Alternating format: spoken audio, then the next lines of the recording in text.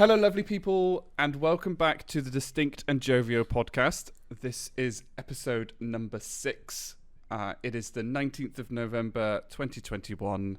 It's 9:30 at night. My name is Dominic, and I am joined once again by my wonderful co-host, Jerry. How you doing, Jerry? I'm very good, thank you, Dom. How are you?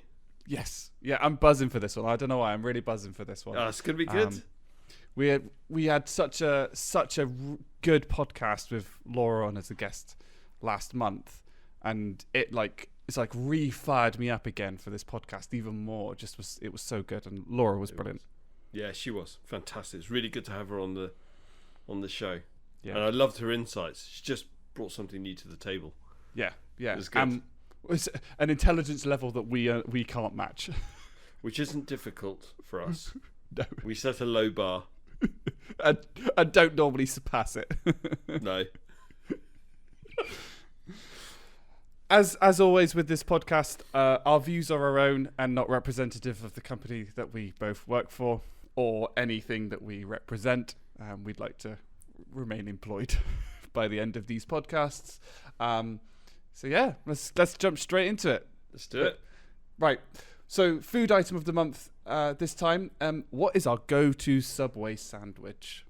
What's yours, Jerry? Steak and cheese. Oh, I've got steak and cheese down as well. Seriously? Mm. Okay, so now we're going to have to get specific with sauces and toppings. Oh, do you know your bread first? Yeah, Italian herb and cheese. Italian herb and cheese bread. Oh, steak and cheese. Okay, sorry. Can we just make it clear to people listening to this podcast that we have not spoken about this, have we? No. So I didn't know what your answer was going to be. Yeah, we write a Google Doc on what we're going to talk about, and then I make notes on paper, and I believe you make notes on paper as well, or at least in a separate place. Yeah. And I literally have Italian bread, steak and cheese cooked. Yeah, cooked as well. It's got to be cooked every time. Come on, Dom. We are 2 peas in a pod. This is insane. Are we now going to differ at the sauces? I think we might, because I have very strong opinions on condiments. And there's nothing wrong with that. That's a phrase I didn't think I'd been saying today. I have a strong opinion on condiments. It's Dom's quote of the week. So, okay. Well, go for it with regards to your condiments. So I'm not too fussy. So I have all the salad pieces apart from jalapenos and olives. So I'll have cucumber, tomato, and things like that. Sometimes mix it up depending. Sometimes I'm not feeling tomato today, and then no sauces at all. I'm sorry. No sauces at all. See what? No sauces. No sauces at all. Okay, I'm so shocked. I'm just going to keep asking the same question. What do you mean, no sauces at all? I think that calls. I think it's justified. I'm gonna crack open the. Wow, I'm surprised. No sauces. Yeah. Right. So I'll go for everything apart from olive and tomato. Mm-hmm. So that means loads of jalapeno. I love jalapeno. Oh, okay. And then I'll go for ranch. Mm. The pink sauce. It's like special sauce. What's it called? Subway special sauce. Subway special sauce. Oh no, I forgot what it's called. But ranch, the special sauce, and garlic. Okay. No, so I have like a real anti-condiment kind of thing. Like I don't like tomato ketchup on my bacon sandwiches. I don't like brown sauce with like hash browns. I prefer just to have like it plain. And I have a reason for it. And I think I figured it out recently because I don't like mashed potato either. And I don't like overripe bananas. Either. Yeah, I don't like that texture. And I find if you put condiments on stuff that's got bread, the bread gets soggy, and I cannot stand soggy bread. I like crunch, which is why I love things like cucumber and onion.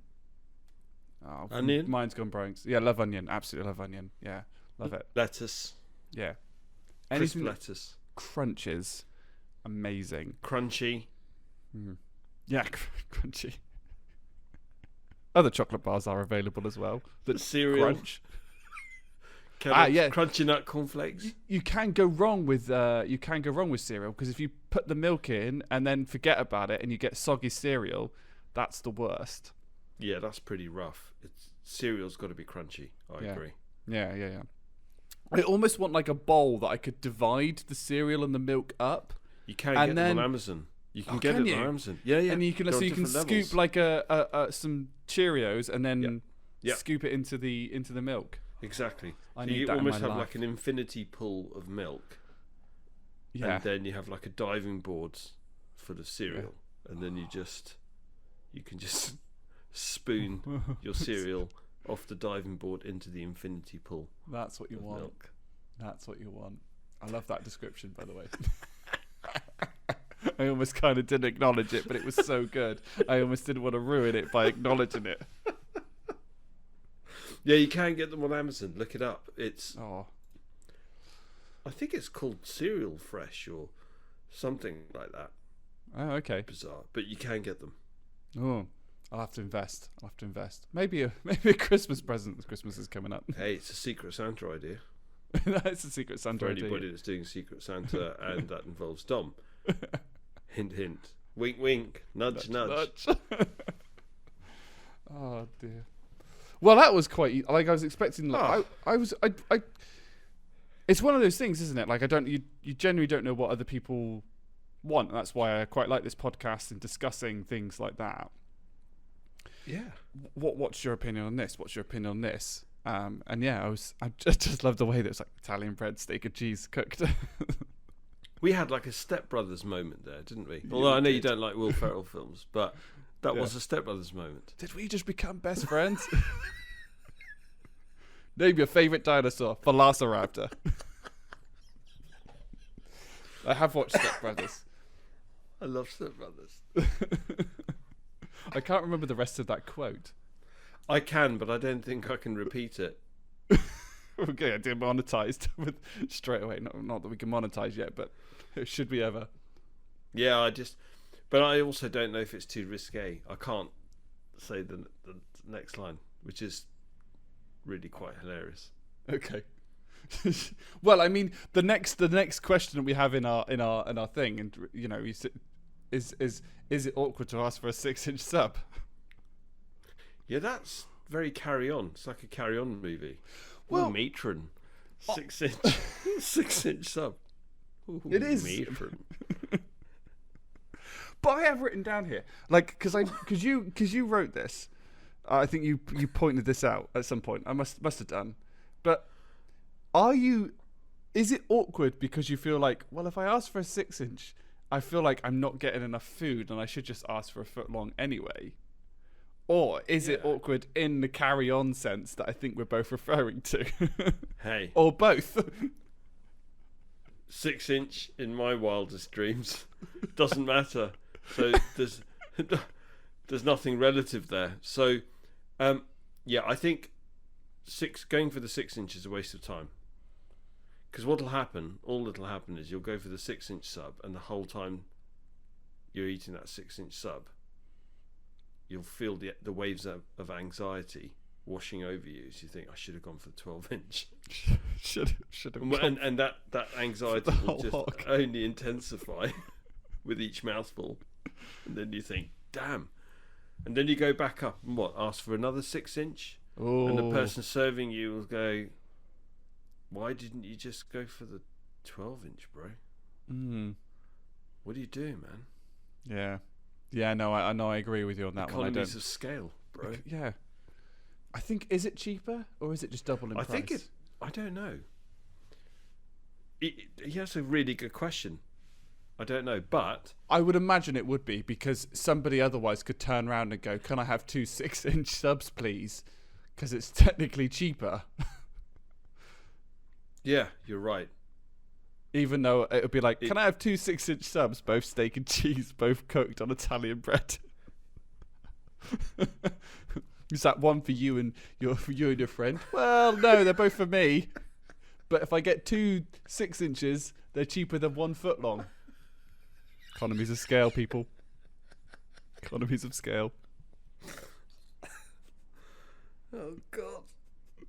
If you think of the labour cost and the effort that goes into making a 12-inch,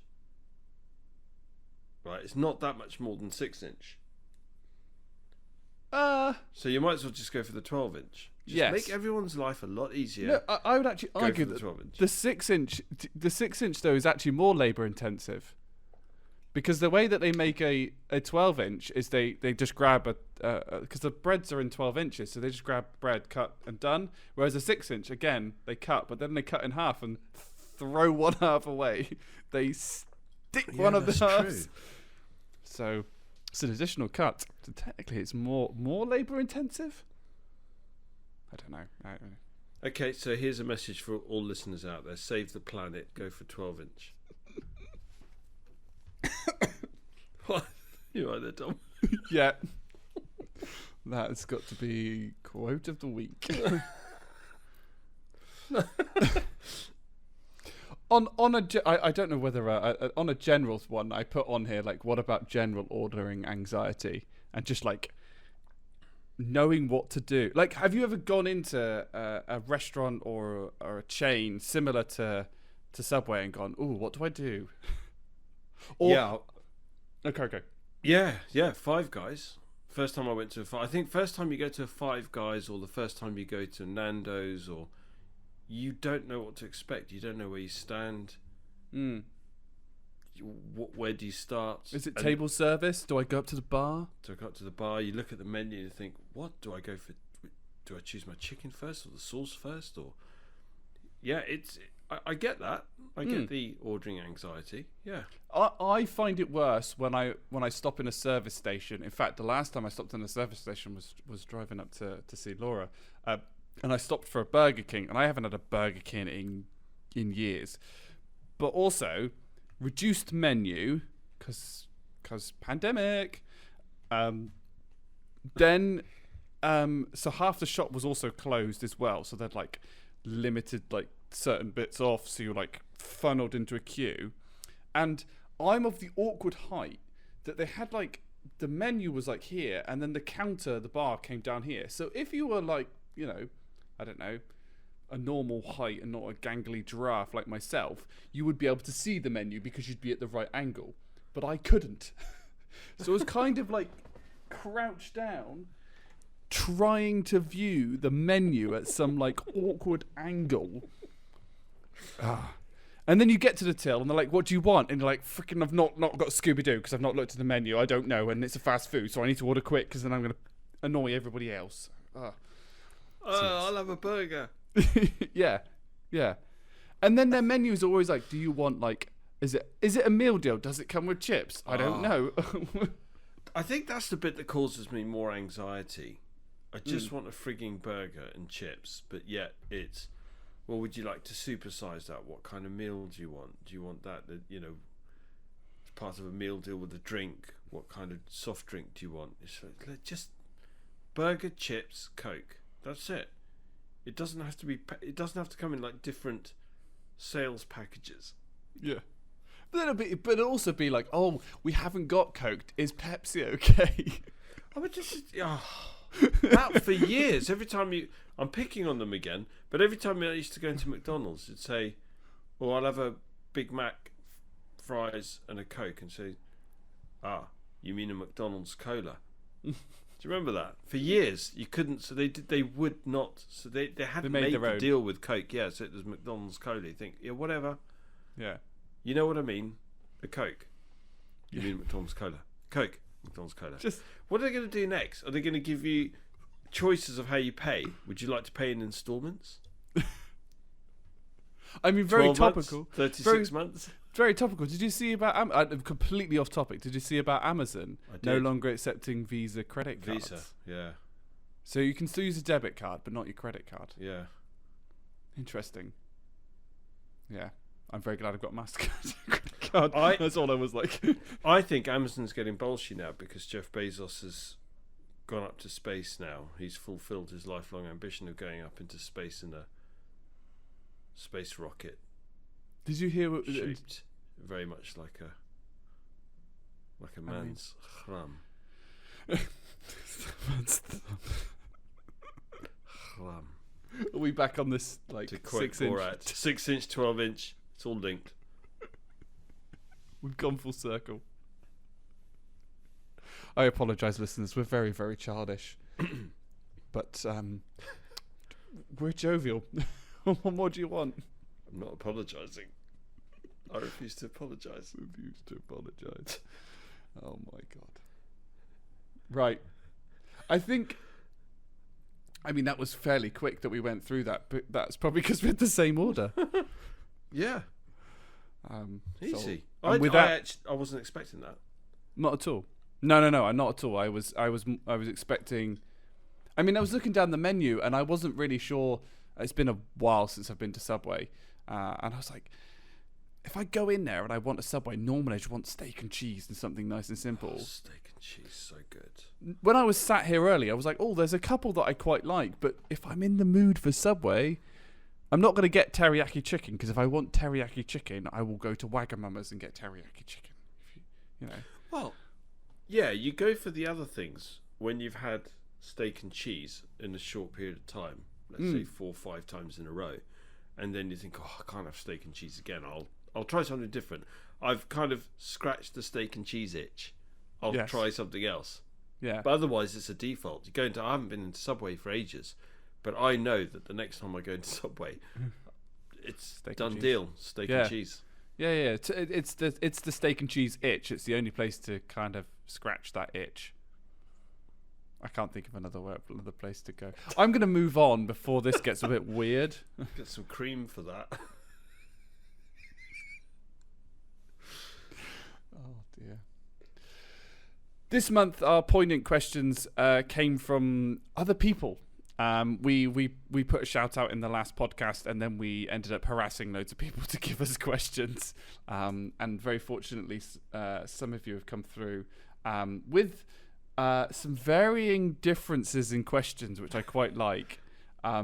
We'll discuss the bonus question that Jerry put in originally, which was, what would happen if a car was traveling at light speed and switched its headlights on? So that was kind of the caliber I was expecting. Do you have the answer for that, Jerry? I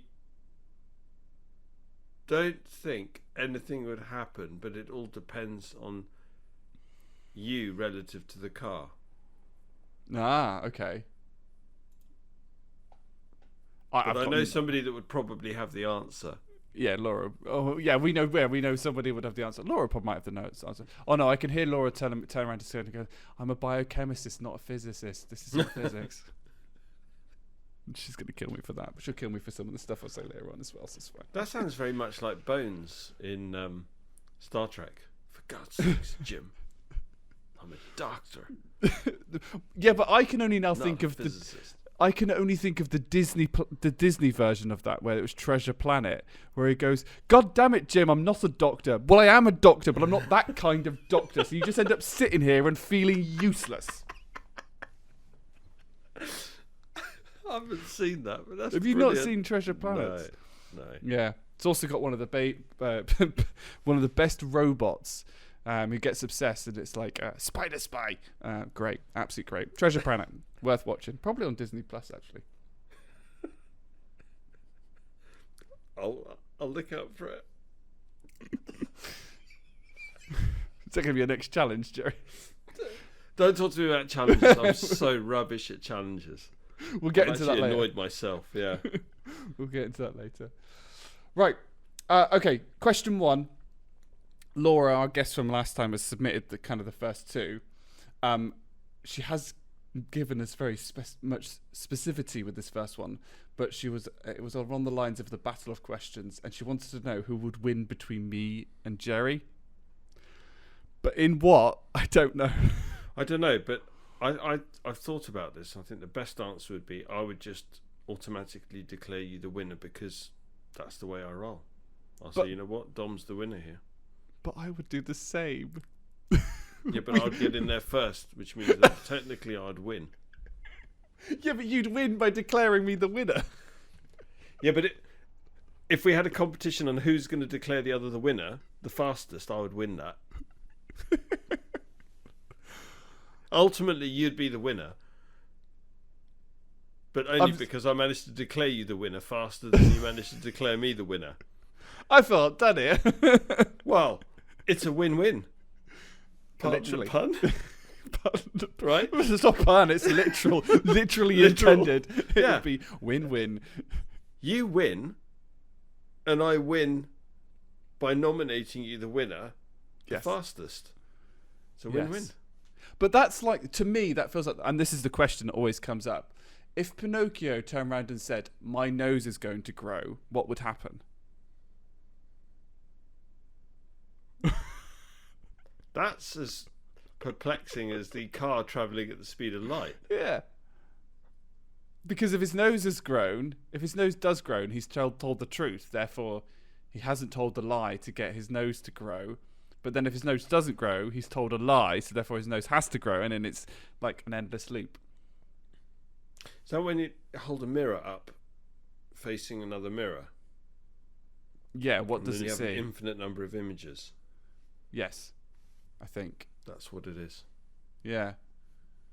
And there'd be a parallel universe where maybe there's a parallel universe based on the conspiracy theory that Laura brought. That Yeah. maybe in one universe his nose does grow and therefore he's not lying, and in another universe his nose doesn't grow, so therefore he isn't lying, and therefore it all matches and it's all safe and sound. And maybe in another universe he doesn't even have a nose. Maybe he breathes through gills. And I can just bring this back to being childish. I've now just got the Shrek 2 scene where they're dangling in the middle of the well and they go, say something ridiculous like, you're wearing ladies' underwear. And he goes, I'm wearing ladies' underwear. And his nose doesn't grow. And he's like, are you wearing ladies' underwear? I am not. It's a thong. And this is a children's movie. I'd forgotten about that. That's brilliant. I haven't seen that film in years. Is that our a Christmas classic watch? scene. Our Christmas watching list. Step Brothers, to make sure that we can remember the quote for that section. I can remember, I just can't repeat it. Treasure Planet, just so you Treasure get Planet. the Treasure Planet, and Shrek 2. Yep, and Die Hard, because that is a Christmas movie. That's a Christmas movie, and I will die on my chair that that's a Christmas movie, even though Yep. the release date was in May. Yeah, I don't care. It's a Christmas movie. It's Christmas themed. They show it on Sky Christmas. They do. They channel. do. It's like, it's a Christmas movie. Yippee-ki-yay. It's when he's in the tunnel and it's like, oh yeah, come to the party. It'll be really fun though. It's just that bit. Well, we'll have a few laughs. So to answer your question, Laura, we would both simultaneously win when Jerry declared me the winner, quicker than I could declare him the winner. So there. So there, nice try. Challenge accepted. Mic'd drop. Challenge met. Mic drop. Question 2. So then Laura sent through like a web page, which I think we'll share, because actually I think some of the questions on it are quite interesting. Some of them I was a bit like, oh, not sure we could do that on the podcast. They come into maybe into the Step Brothers category, shall we say. But they were like, would you rathers? Which I think is a really interesting concept that we could probably play with on a future podcast. But the one that I kind of picked out, which I was like, I'm actually quite curious to see what your opinion is on it, because I have my opinion on it. Would you rather be able to see 10 minutes into your own future or be able to see someone else's future anytime you want? My future. 10 minutes forward in your future. Yeah. Why? Because it's my future. It's within my sphere of control. to a Okay. degree. Simple. Simple. Do you know what I've put? Go on. Neither. I've watched enough time meddling movies to know that I do not want to see the future ever.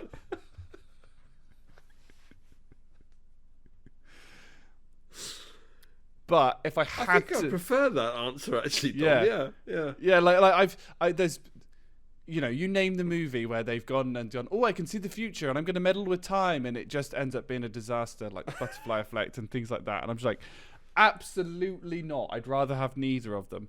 But if I absolutely had to die on this chair and have one of those superpowers, I would probably agree with you because it's only 10 minutes. Yeah. So it might be a case of, is that meal going to be good in 10 minutes time? No, I did a really poor job on that one. So just to, set your expectations perhaps a little bit lower than what they currently are. Yeah, but it could come in really handy. Like, you can see yourself driving down the street and get into an accident, for example. 10 minutes. It doesn't say you can change it, though. That's the interesting thing, isn't it? It's just now I'm just going to be depressed because I know this is going to happen in 10 minutes. Oh, you see? You're right. It just doesn't lead to anything good. No, seeing the future, I don't care about seeing... No. It never leads to anything good. No. It just leads to, more worry about something that's going to happen. Exactly.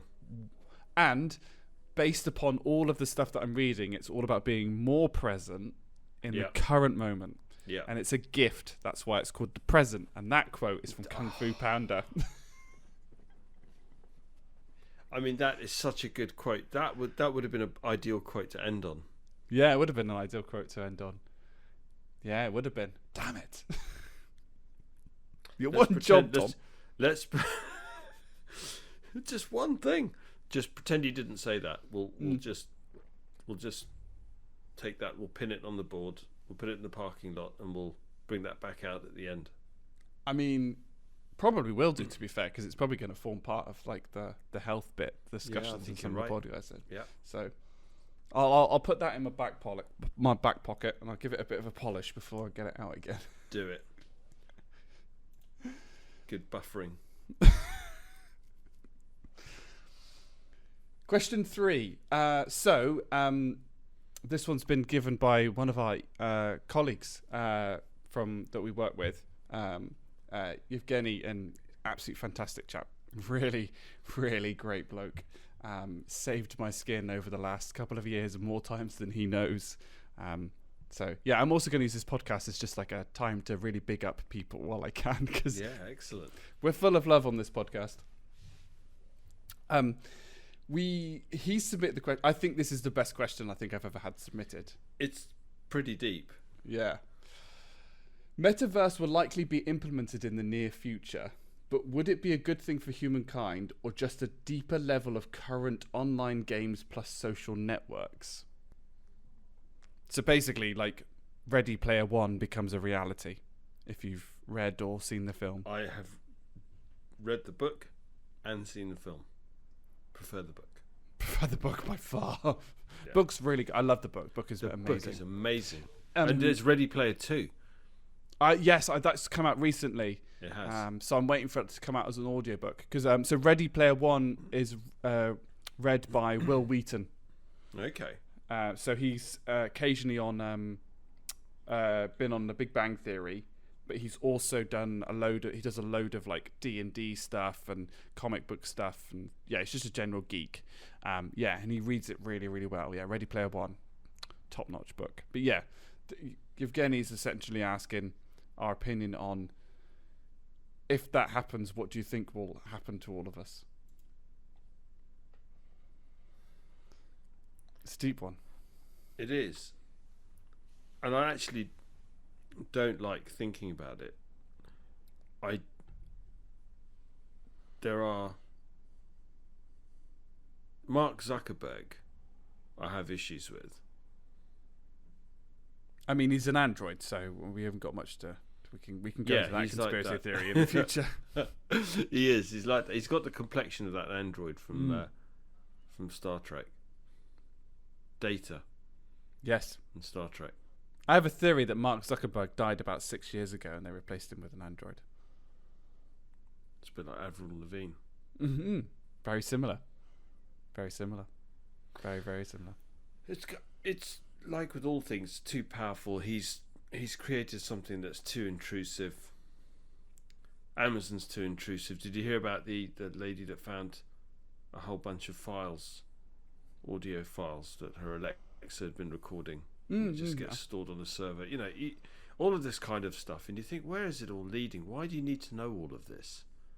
Yeah. And why do you need to be so immersed in a game that you then can't tell the difference between the game and reality? And what exactly we're trying to do here?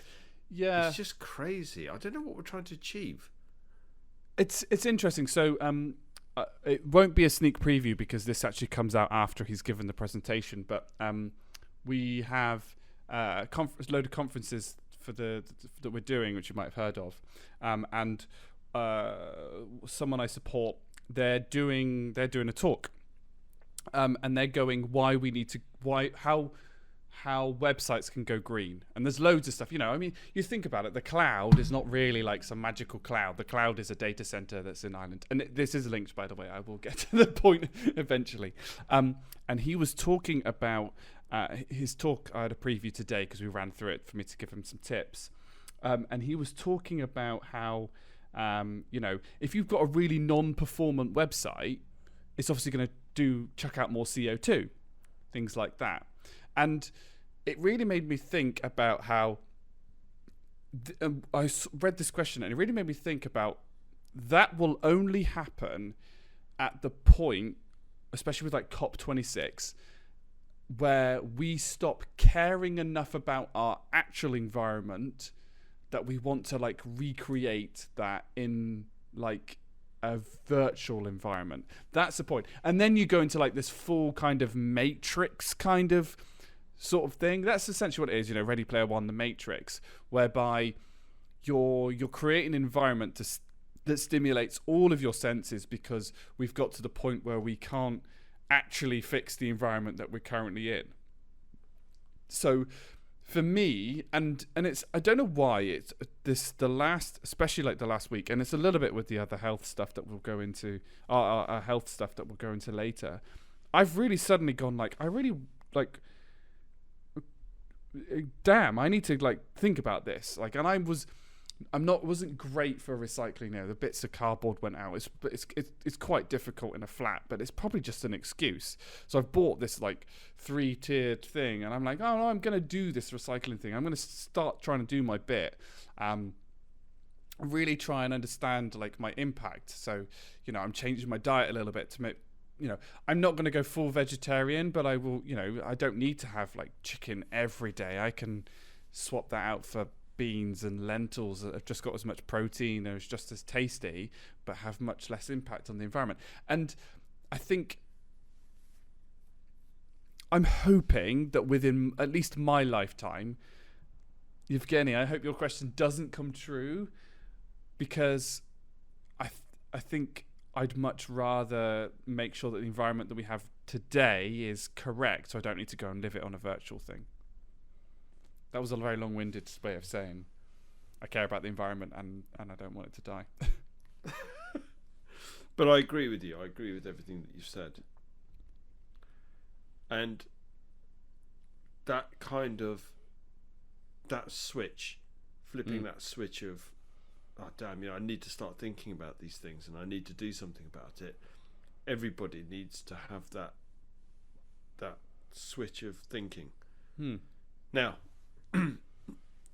that becomes increasingly important the higher up you go in the, in inverted commas, food chain in society. So the likes of Jeff Bezos, for example, you know, how much serious thought is he putting into the impact of next day delivery or same day delivery or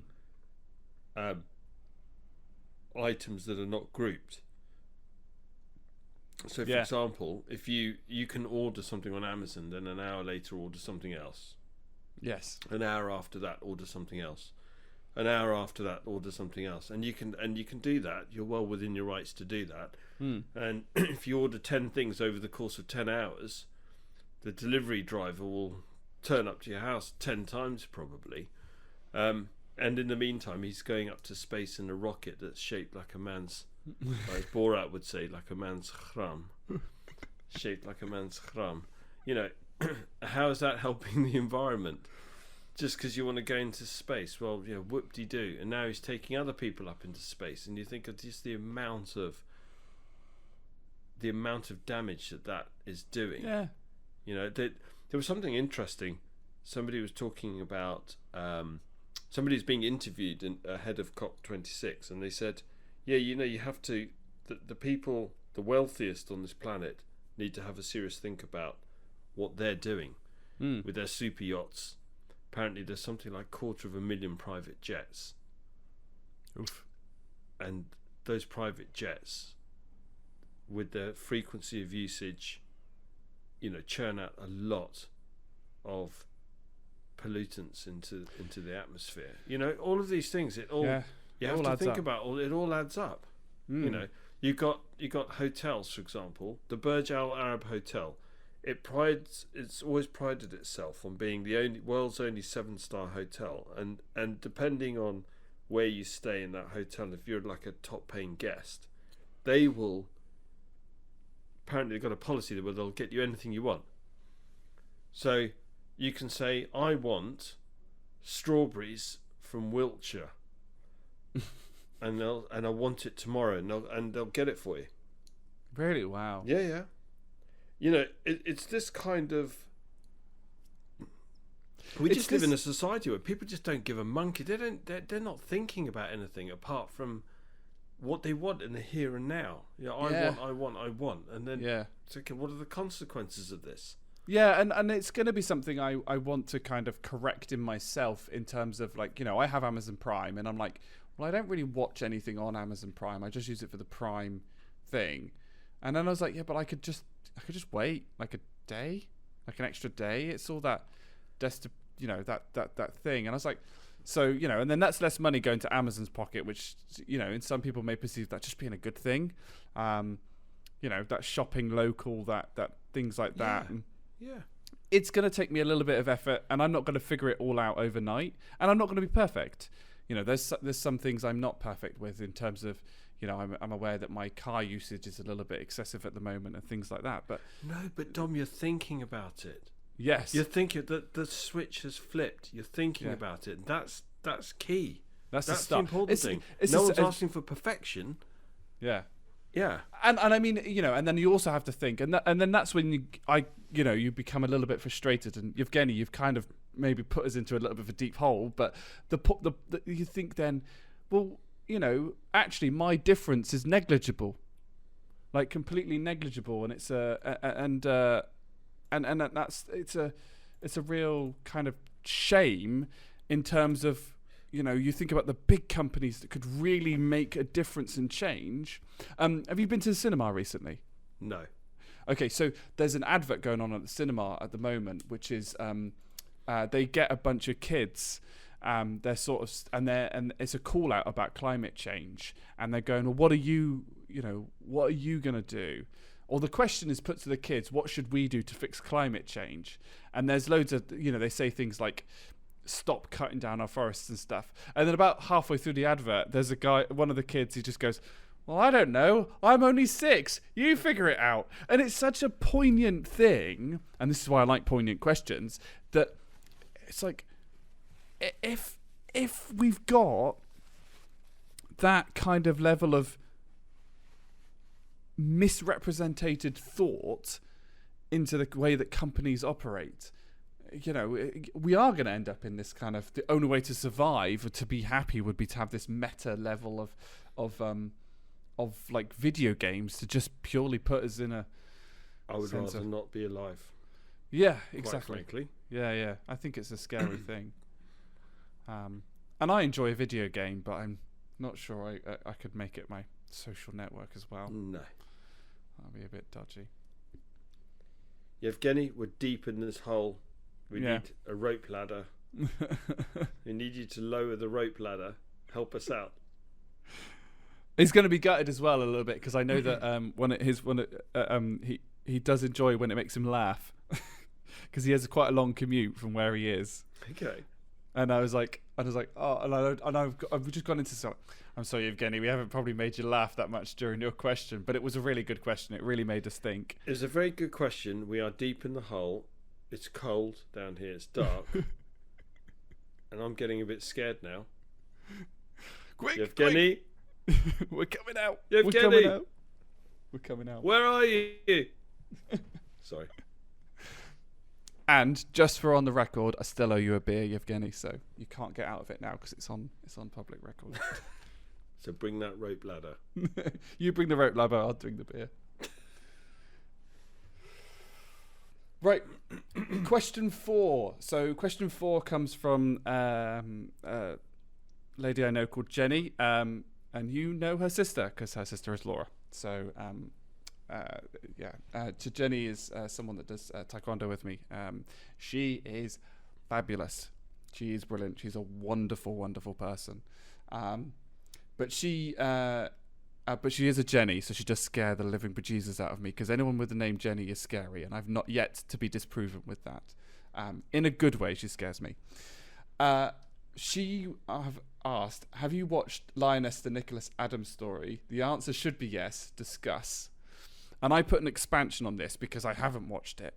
And I thought it would be a really good, interesting kind of topic to discuss. Well, so we're going to add that. So what's that now? That's Step Brothers, Treasure Planet, Shrek 2, Nicola Adams. It's a little bit of a mixture there, isn't it? It's a bit of a medley, a bit of a smorgasbord of viewing. Oh, I do love a good smorgasbord. So I've put expand to maybe just who inspires us, perhaps, so we can compare and just see, what drives us through the day. Oh, me go first. I'll go first. Yeah, you go for it. It was really interesting. So I've stuck to athletes for the moment. So I've stuck to the 2 athletes that inspire me the most at the moment. One is very poignant to the previous one, who I'll bring up second. The first person that inspires me from a health and fitness perspective is a guy called Ross Edgley. Who do you know? No. So Ross Edgley is the first man to swim around the UK. Okay. So what is it? Something like 1,700 miles. Yeah, just day after day, get in a boat, swim, and literally swim around the UK. So all the way along the south coast, all the way around between Ireland in the Irish Sea, over the top of Scotland, and then back down, the east coast, cross the Dover crossing, so through the shipping lanes, and then back in. I think he started it in Brighton. I just think is where he started it. I'm going to Google him. Ross Edgley. Edgley. Okay.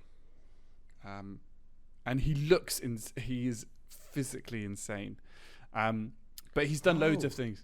Yes, I know who you mean. Yeah, Didn't his tongue swell up? His tongue fell off. In the process, So So I've got 3 of his books. The first book's called The World's Fittest Man, and he this was pre doing the longest swim, and he talks about, because he's done triathlon carrying a half-ton tree stump or something ridiculous like that. He's done a marathon pulling a Mini Cooper. He's an insane athlete. He's ridiculous. I claim that he has a major advantage over me because he's only 5'8". So anything that requires power and speed, he's condensed. I've got this 6'3" gangly giraffe figure to kind of loll around, but he's one of my biggest inspirations, purely from a physical feat perspective, and because he's just genuinely a nice guy and a bit nuts. A bit nuts. Well, okay. There's a brilliant YouTube video where Eddie Hall, who's one of the strongmen, and him go swimming in a lake, which is what Ross actually does for fun. But it's like January, so it's open water swimming like January. And if you didn't know, Eddie Hall, despite being, what is he, probably like 150 kilos now, he used to be a swimmer as well, so it was actually reasonably matched. But yeah, it looked cold. But for some strange reason, the only thing that Ross actually like insisted on having, so he's in a pair of like budgie smuggler trunks and a woolly hat with a bobble on it. And you say he's a bit nuts. It's a bit nuts. But yeah, then his second book, he writes the second book while he's doing the swim. So he goes through all the problems that he had. So apparently his entire body shape changed. He lost something like 3 inches around his legs because he just wasn't squatting and things like that, and grew like 3 inches on his shoulders because he was just constantly doing that. And he was talking about, how the body adapts and things like that. And he goes into some other stuff. So I think his father was diagnosed with cancer during the trip. So he talks about some of the mental side of stuff that he had to really do and to really focus on and get through. And yeah, it talks about how the salt water basically made his tongue fall off. And things like that. So it's brutal what he goes through. And his newest book, which I've just got, is basically the bit after. So he completely tore away the muscle in his shoulder, or realised he had, apparently something like 3/4 of the way through the swim, and carried on, but didn't really notice it because he's just so strong. So he's had surgery, and now it's all about recomposition his body, because apparently he couldn't really walk because he hadn't done any walking for 170 days or something. So yeah, nuts, man, absolutely nuts. Which is nice. And then my second one, which goes back to Yevgeny's one, and I realised I've done a lot of talking, so apologies, listeners, you've got to listen to my droning voice. Lewis Hamilton is a big inspiration at the moment for me. Because, and everybody will go, oh God, I can't believe that. But surprise, surprise. Well, Formula One. So I'm a big Formula One fan. I will admit that, but I will fight people to the death over this. Everybody gives Lewis Hamilton a really bad name because in his early years, he was in his early years a massive, yeah. You put your choice of words. He was kind of got caught up in that celebrity life, especially early Formula One, like when he won his first world championship, like second year. But what he's doing now, both in terms of his athleticism from recovering from COVID and is still challenging, for titles, to having the most amount of wins and equal number of world championships. His campaign for, human rights, whether in Qatar at the moment, and all his work with like the Black Lives Matter and the Hamilton Commission, and then like his advocacy, he got rid of his private jet and things because of the environment. And Formula One is like probably one of the least environmentally friendly sports that you could do, but he's really like pushing to make sure that they call it net zero, so it's not like you're not outputting anything, it's just that everything you output you come back. Okay. So yeah, I've talked a long time, so I've just gone, but yeah, those are the two that at the moment are my big kind of, yes, if I'm going to be like anybody, I'd like to be like that. I'll never achieve that, by the way, but so Lewis Hamilton, he is amazing. Like him or hate him, he is amazing. You can't take away from his achievements. And yeah, 101 wins, 102 poles, 7 world championships. Can't argue with that. He's phenomenal. And I don't know if you watched this weekend just gone. So this weekend just gone was the Brazil Grand Prix, where he made up 25 positions over 95 laps.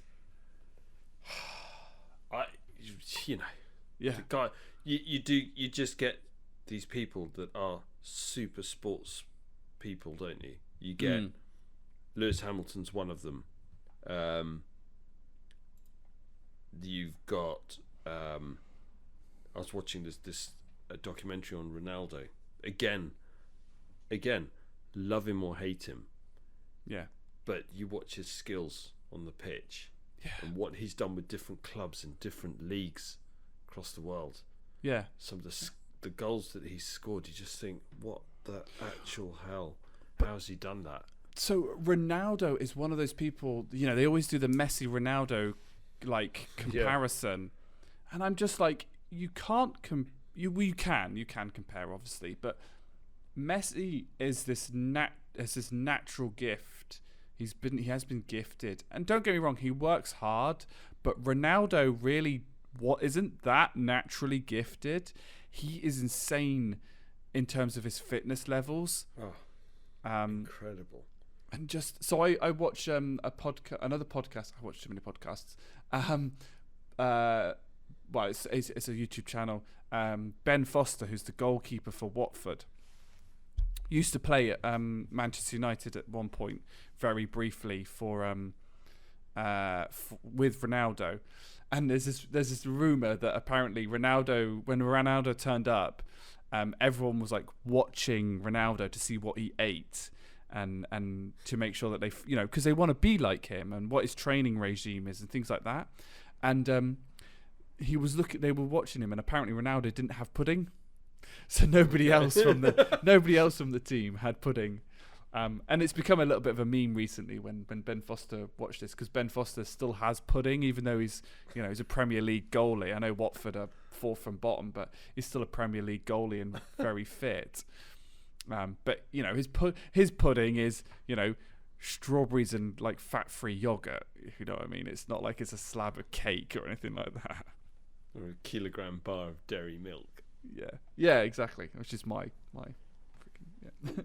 I'm googling all these people because I don't know. I recognise him now, Ben Foster. Yeah, used to play for England long while ago. Yeah. But he's a similar age to Ronaldo, and you think goalies usually have a bit more longevity because they aren't as active and running, and it's something I'm suffering with in my taekwondo career, if you call it. I'm not 18, 19. I can just go, right, let's go, bang, there's a kick at head height. I'm more like, hang on a minute, these hips are going to take steady on here, folks. I need a bit of time doing a warm up here. Yeah. I'm going to warm up, and then how long's your warm up? How long's the lesson? An hour? Well, I might be warm by the end of it. Give me 45 minutes. Yeah, and actually, Jenny's put this question. Jenny's a really good example of someone who she's kept her body for taekwondo in a really good state. She's got that longevity, and well, maybe in the health section, it's another bit. I've really been looking at the longevity of what I can do, because my body I've had a lot of injuries, and I want to actually be able to still walk in 10 years' time. Yeah, absolutely.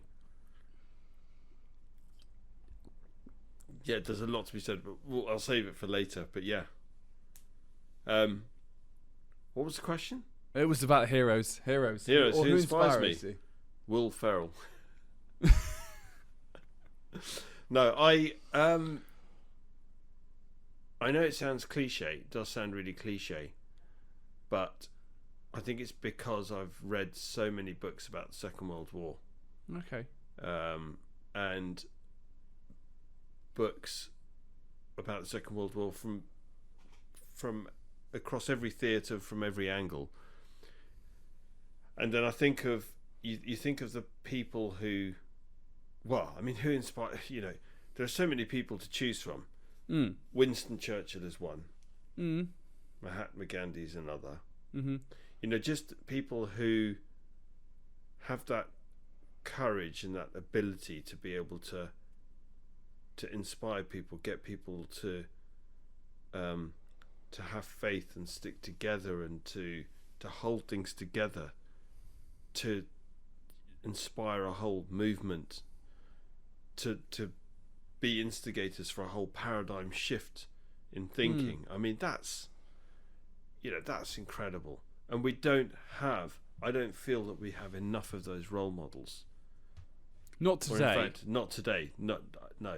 And it's interesting how you look back in time, you look back over the last 100 years, and there are a lot of very inspirational people. And you look now, and it's just a throwaway Instagram sort of temporary, disposable kind of culture, very superficial, artificial. You know, who believes in anything anymore? You know, constantly being bombarded with politicians who actually don't care. They're in the pockets of governments that are in the pockets of organisations that are corrupt, that are doing the wrong thing. You know, basically, when you look around the world now, it's just all about the people with the power and the influence, and the organisations with the power and the influence. No one's really doing anything for the common good anymore. The people who are in real positions to be able to make a difference, and quite frankly, you know, donating a bit of money here and there to charity, and doing a bit of a photo shoot, and doing a couple of interviews to kind of show, you know, that they are philanthropic and, you know, they care. It's not enough. It's not enough. No. And it's interesting you mentioned Winston Churchill. Obviously, he wasn't perfect, but no, not at all. But not at all. We still don't. I don't think we don't have a political person of that caliber that I can think of.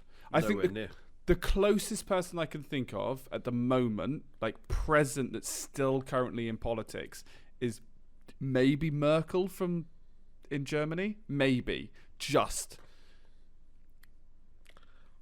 Yeah, I can't even comment on that, because I just don't see anybody that.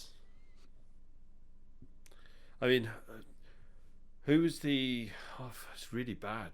I forget his name. He was an ex-Royal Marine, and he was head of the Liberal Democrats for a while. Paddy Ashdown. Oh wow, okay. We're still going back though. Yeah, still going back, but he came pretty close. Yeah, he had very strong beliefs, very strong values. He held firm on so many things that he believed in. You didn't have to agree with everything that he believed in. He wasn't perfect either, but he was inspiring, you know. And yeah, this is deep. I'm loving it. Where's Yevgeny with his rope ladder? Yeah, still waiting. Yevgeny, come and get us. Yevgeny. It's. Yeah, I would love to see, because I don't think it would take a lot, right? I think you need that catalyst, and that catalyst would be someone who's going to come along with the right messaging, have the right presence at the right time. I'm hoping this might never happen. In fact, the chances of it happening, I think personally, because of my age and my cynicism, I'm a half empty glass kind of guy when it comes to humankind. So the chances of this happening are slim, but you need somebody to come along to say, do you know what? I'll tell you what's cool. What's cool is not money. It's not being famous. It's not being rich. It's not trying to,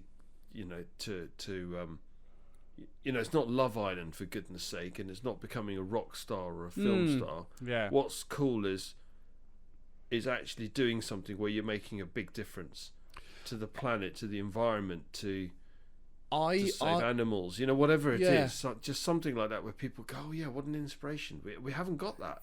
Yeah, and I like the term anonymous kindness, which is like the opposite of what our current culture seems to be. It's like, if I've done if you've done something kind, it has to be on video. If you've or if you want to do something horrible, that's when you hide it away. And it's like this. There's no default kindness in as a group. Like, I think that 80% of people are probably pretty kind, and that they end up being anonymous, and they have that anonymity of kindness, but you don't hear about it. And then in the right context, or you end up you end up with these showboaters that go, look, I'm kind, and then they stick it on video, and it's like, well, it kind of defeats the object. So I'm not quite sure where I'm going with this point. So let me feel this out a little bit. But it's that there's just not enough kindness in the world. There's just not enough kind of, consideration for the other person. And I'm not perfect. There was somebody cut me up today on the way back from where I was earlier, and I'm not gonna lie, I called him a rude word because it was a ridiculous move. But when I did take a little bit of step back and go, maybe it was, maybe he was distracted, maybe he's had a bad day, maybe you have to think about it. And I look internally to myself when that happened, and I go, I want to be a better person. Now, actually, I've not harmed him because I'm in my car and he's in his car and he can't see or hear me. So, sometimes a relief of frustration is not the end of the world. But it's just, it's that, how do you get that collectively as a society? And I don't think there's anyone that really could, in a political sense, could pull us together like that. And I think there's some massively inspirational athletes and certain celebrities in certain areas that are trying, and I think there is a little bit of change coming on because of this whole. There's a bit more recognition around it, but we shall see. Whether it's in our lifetimes, I don't know. So the person that I would say I admire the most is Greta Thunberg.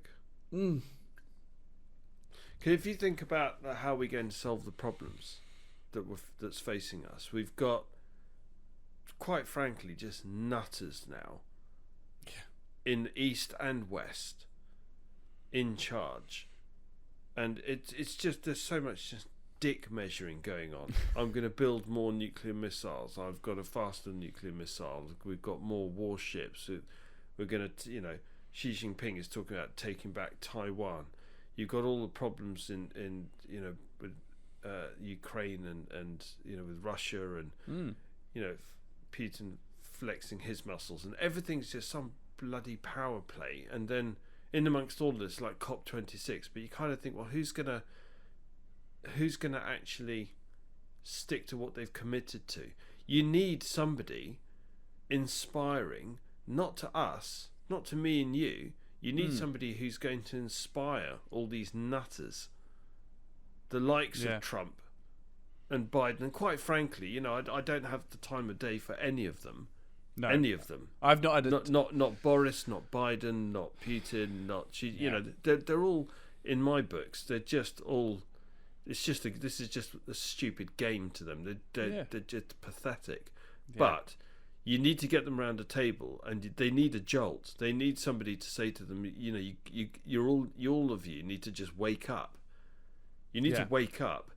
It's like rearranging deck chairs on the Titanic, although it's more bizarre than that. It's actually getting into a bare knuckle boxing match on the Titanic and really caring about who wins the bare knuckle boxing match when you're all going to drown because you can't be bothered to do anything about the sinking boat. I mean, it's just ridiculous. I feel really passionately about this. Yeah, and I do. I think I am becoming more and more passionate about it. Definitely, I think is the best. I sound really choked up, but that's just purely because I'm just excuse me.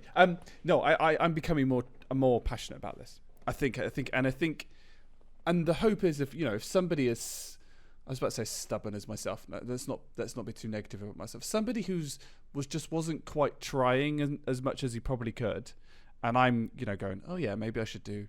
I can do more. I can make a few sacrifices here and there.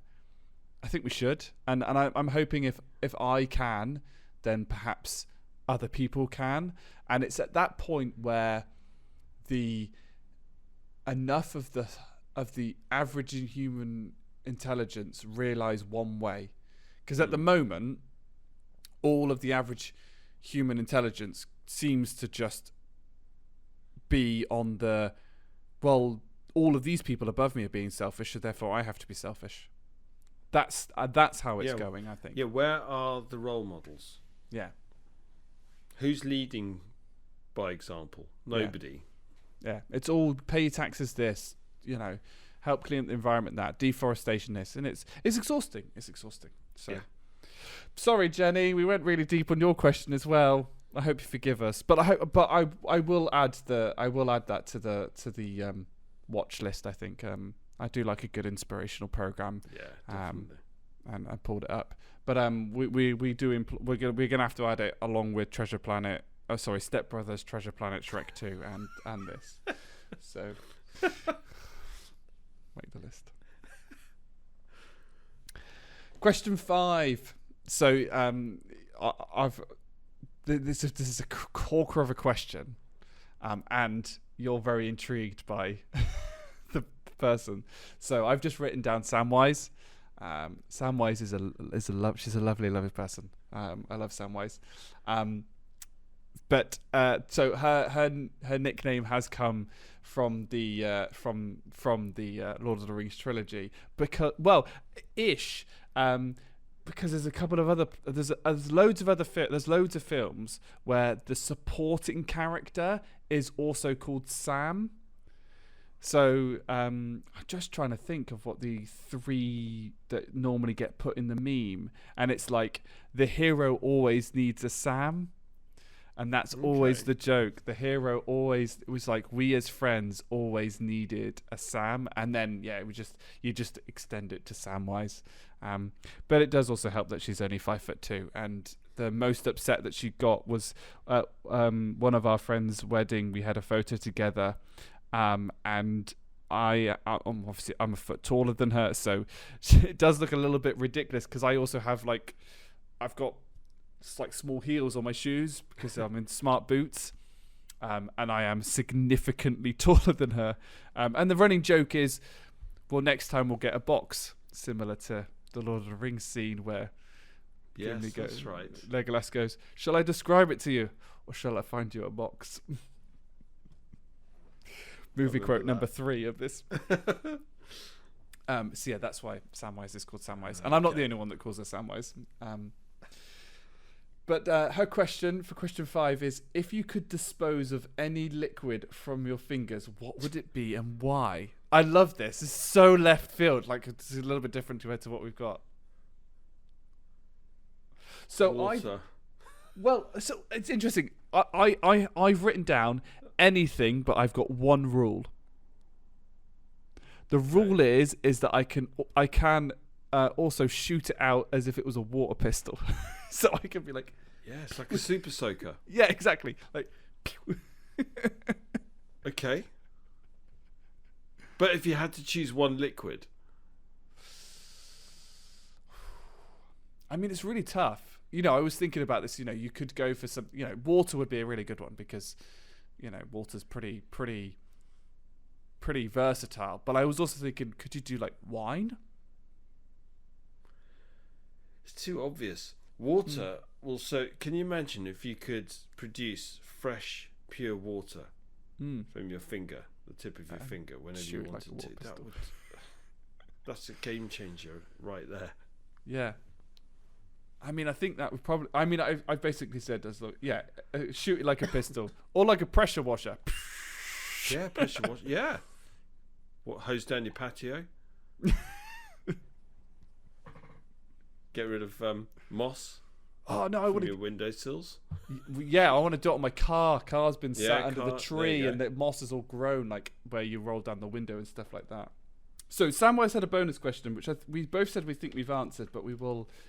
Yeah, I'm pretty sure I've answered this. I'm gonna use it as blackmail. I hope you appreciate it, Samwise. I'm answering the question again. So I expect extra cake at your wedding later this year. Cake. So bonus question: would we rather fight a group of duck-sized horses, or would we fight a horse-sized duck? And I even remember what I said. I said I don't want to fight either of them because I'm terrified of horses. Yeah, and I remember. I think I said I'd rather take my chances fighting a horse-sized duck, because then if I manage to kill it, imagine all the crispy duck pancakes yes, you can make with that. Yeah. So that's my answer. That was my answer the first time round. I'm sticking to it the second time round. I'm not sure I've got the cojones to actually kill an animal like one-on-one like that. No, I haven't. That's not. Yeah, I wouldn't do it. I would never do it. If I had to survive out in the wild, I'd be eating vegetables and plants, and there's no way I'd kill an animal. Full Sorry. Bear Grylls, drinking your own piss. Which is sterile. Supposedly. I don't really care to find out. No, neither do I. Question 6.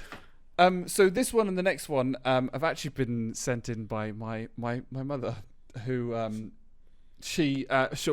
of the quotes that my mum did send to me was I think I sent it to you earlier in the week. She says that she wants to adopt Laura from the previous podcast because she says that she's got the best idea when it comes to flat pack furniture. I was like, freaking hate flat pack furniture. Anyway, the first one it said soaps, and I read that and I was thinking, hang on a minute, where's this going? But she means in terms of the program. Do either of you watch them, whether it's because you enjoy them or made to? What program would you never miss? I cannot stand soaps. It's a running joke. It's a running joke in the family where I will go to my mother and she'll be like, "Oh, I'm watching Corrie." I'm like, nobody gives a monkeys about Corrie. Like, it should just be banned. And so, yeah, there is not a single soap opera television that I watch. No, my mum loves soaps, and she loves Neighbours, which, believe it or not, is still going. I know they've all been going for years. It's unbelievable. The thing is, they have actors on it as well that are in it for 70 years, and I'm like, wow. I know, it's insane. I'm tired. The only soap I ever enjoyed was El Dorado, and that's only because it was set in Spain, and I just love the fact that it was set in Spain, and I just thought, it's so grey, cold, miserable, typical British weather that's just crap all year round. And that was like the only bit of escapism was like, oh, look, Costa del Sol. So I liked El Dorado for that. Because my mum did text me and she was like, that includes things like Casualty and Holby. So I watch programs for escapism. So I want to see the stupid stuff, Yeah. That's why I enjoy things like, Top Gear, and if I'm going to watch anything like similar to that, I want to be able to take a £200,000 supercar and slide it around a track. Yes, I know I talked about the environment; it's not very good, but entertainment value, etc., etc. Anyway, bite me, but bite me.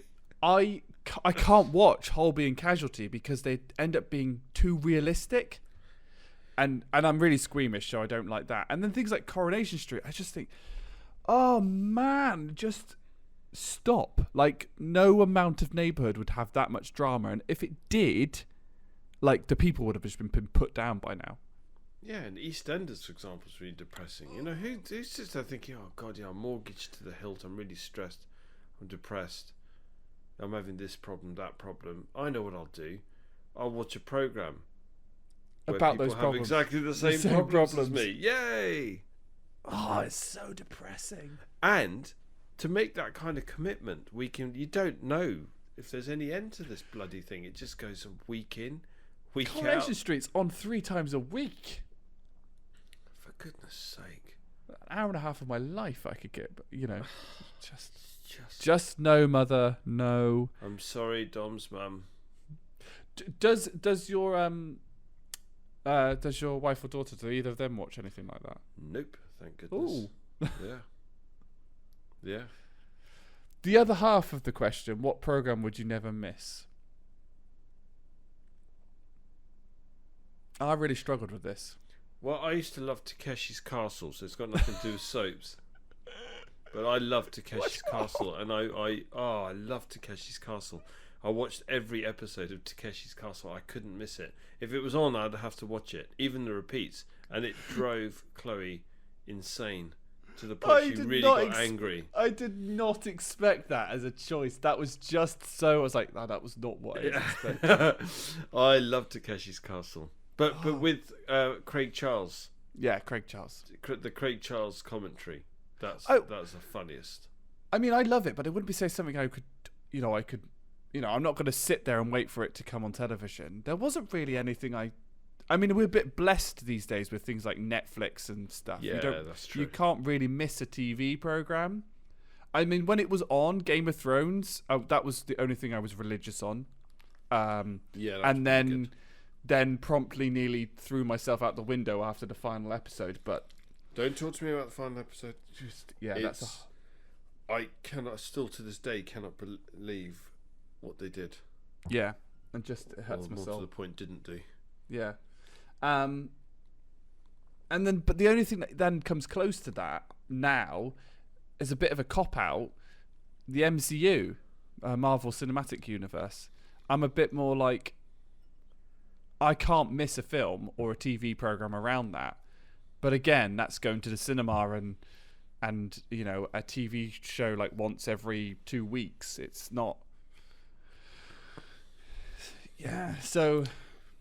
Yeah, I don't know anything about it to comment on that. Oh yeah, it's about the only thing I'm into, I suppose. Okay. I mean, even the F1, I don't watch that religiously. Really? Oh, I thought you did. I'll watch the races, but I don't tend to watch like the practices and the qualifying. Yeah, qualifying and all of that. Yeah. So, and I have missed one race, but then I was traveling, so I couldn't. But so. Yeah, I wouldn't say there is anything for me. Okay. Really. Question 7. What did you want to be when you were younger, and which of them did you realise you were totally unsuited for, and why? So background to this, my mum picked up on the radio DJ that I've always wanted to be, and she said the other one that you always wanted to be, which I do remember, is I always wanted to be an astronaut. Now, the astronaut is really easy to pinpoint when I realised I couldn't be an astronaut. Was when I stepped on that damn boat going to the Isle of Barra and was instantaneously seasick before it even left the damn port. And I went, probably don't have the stomach to be an astronaut, let's be totally honest around here. Yeah, the astronauts are pretty incredible. I've watched documentaries of them.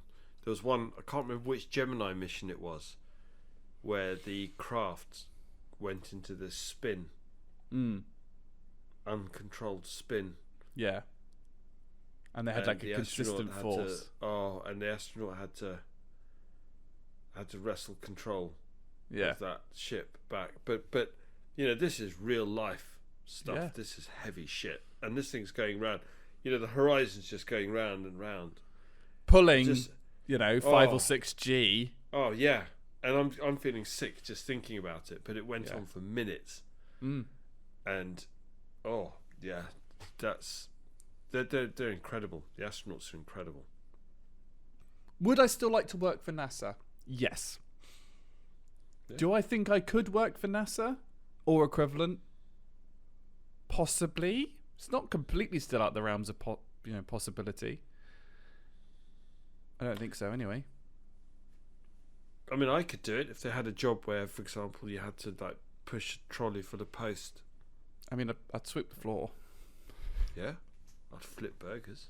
But I mean, actually, that was always the example I used, is that if you spoke to the janitor at NASA and said, "What are you trying to do?" he'd say, "I'm trying to put a man on the moon." Everyone had that same mission. So, yeah. But yeah, that's when I lost the ability to be an astronaut. Was when I did that. What about you, Joe? So, always wanted to be a pilot. Mm-hmm.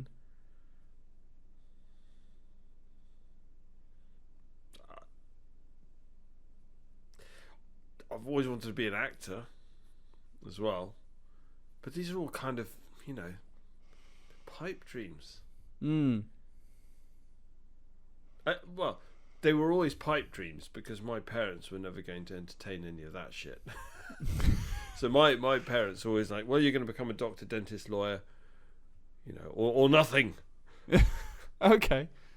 That's kind of... I think my mum will probably go, whew, we did okay with our children. Yeah. Because,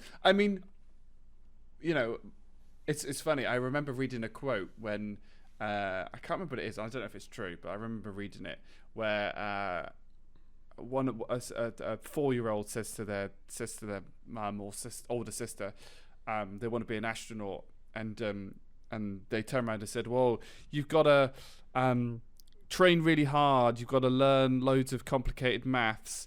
You've got to pass, a test to be it, and something else." And the 4-year-old just basically goes, "Yeah, that's only 4 things." And you think about it, you think, well, yes, I mean that's quite a nice purist way of putting it. Things. And I mean, I wouldn't necessarily say what yourself and your quiz and the person you do the quiz is. I wouldn't say what you do there is acting, but I suppose it is. It's no, that's definitely not acting. It's probably more. Probably more akin to being a butcher. Yes, yeah. We're taking really good scenes and putting them through a mincing machine. Yes. And it just comes out as like in some indescribable mushy patty. Yeah. But pilot? When did you realise you couldn't be a pilot? Or was it just not an idea that was entertained? It was, again, not an idea that was entertained. But I think, you have to be quite studious to A-level standards. You've got to be quite good with physics and maths. And yeah, I wasn't. Too much hard work. And I'm not determined enough, and 2, not clever enough to do it. So I just made peace with the fact that I'm just too thick to be a pilot. I'm too thick and lazy to be a pilot. So and being an actor is not something that I think I probably would have given that a serious go if my parents, for example, had said, well, fine, okay, and that was something they had encouraged or made some or helped me with some opportunities and things, but there was no way they were going to do that. They're proper old school. But I do like good acting. I do appreciate good acting. It annoys me when I watch a film and I think, for goodness sake, they're not making any effort. They're just reading a script and they're just reading off the script, or they're just regurgitating a script. They're literally putting no effort into it whatsoever. So I love it when you see good actors, and by actors I mean actors and actresses, obviously, But when they is there a gender neutral term? I mean, we're both very. Yeah, I don't know actually. Yeah, is there a gender neutral term? It feels like I think it's got to be actors. Yeah. Well, actors to me feels similar to that. To people using guys and things like that. Which okay. We're going way off topic here. This is something I'm very passionate about recently. So when I say actors, I mean actors and actresses. So I'm talking about a collective. I mean, you've got some phenomenal actors and actresses just doing an amazing job. But it's yeah. I mean, that's it for me. I mean, the movie industry to me always still fascinates me as well. It's another. There's 3 industries that I'd love to work in, and I don't know whether my most recent kind of job move may limit some of that because of where I've gone to. But I'd love to work in the movie industry, and I'm not necessarily saying like an actor or an extra or anything like that. Like I'd love to. There's all the CGI stuff, and I'd love to be a part of that process. I'd still like to work for something like NASA. I'd love to work for an aeronautical agency, so to speak. And the other one I've always wanted to work for is a charity, in whatever capacity. When I was so my previous job role was a developer. I'd love to just got to the stage where I was comfortable with money. I was like, right, I'm just going to go and use my skills to help a charity, whether it's on, develop whatever application it needed to be. And so, I say I've given up on some of these, but, maybe they've still gone do that. There's still opportunities to do that without necessarily giving up what you're doing now. Yeah, exactly. And that's what I think is beautiful about it, is that while we all want that, I think, selfishly, we all want a little bit of that, fame, so to speak. You want to be a famous pilot, a famous astronaut. You want to be an actor or an actress. But I've kind of changed mine to be I'd happily work just as part of that process. And then radio DJ, look what we're doing now, even if nobody listens to it. That's not true though, you see. That's not true. We do have listeners. We do have listeners. And we have had some good feedback, and we appreciate the feedback. Some of it makes me laugh a lot. I mean a lot. Question 8. You're gonna have to go for this one. This one's from you, Jerry. Oh, you haven't got the form, have you? Yeah, I haven't got the form, no, but I think I know which one. It's going to be... So, it's from Snake Eyes. Yeah. So you might have to explain that bit. Okay. Can Dom dunk a basketball? Yes. So I've got a friend that wanted to remain anonymous. Okay. And I came up with the name Snake Eyes. Right. I couldn't think of... They said, I don't know if I feel comfortable having my name on the bar. I said, that's fine. Yeah? So I said, choose a nickname. And they said, I don't know. And I said, what about Snake Eyes? I said, all right, that will do. They kind of laughed, and then I don't think they... So they'll be listening to this thinking, oh, for goodness sake, he's got a new Snake Eyes. What an idiot. So, yeah. You've got to love friends like that just bring you down to earth. Oh. I have many of them. I appreciate and love all of you. I did try and warn this person that I was going to use it, and now I'm using it.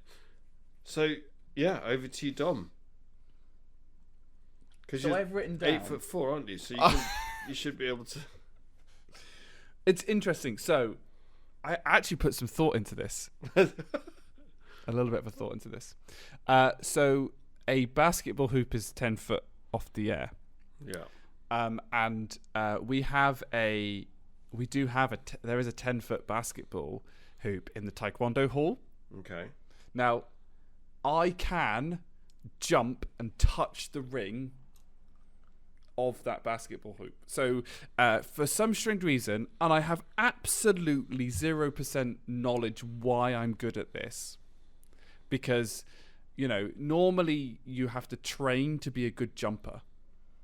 And by jumper, I mean, getting off the floor, not the cozy thing that you wear on winter days. I'd be a terrible one of them because I'm all stringy. But I am also 6'3", so I'm of reasonable height. So I can jump and touch a ring of a basketball hoop, the 10-footer. Now, could I get a basketball up and over? Probably not. So I don't think I could dunk it, but I could definitely sort of be like, it's sort of like tip it in. Just tip it in. Just tap it in. Just tap it in. And that one's from Happy Gilmore, by the way, that movie quote. So that's number 5 of the things that you need to watch. Just tap it in. Can't repeat most of the other quotes from that film. It's a great film. Stupid film, but I love it. Makes me laugh a lot. So yeah, to answer your question, could I dunk a basketball? I don't think I could, not without a little bit of help, but I could just tap it in if need be. Tap it in. Just tap it in. Go in the hold your home ball. And it's just when he then punches Bob Barker. Can't get it. But yes, there you go. I answered the question. Yes, Snake Eyes will be pleased.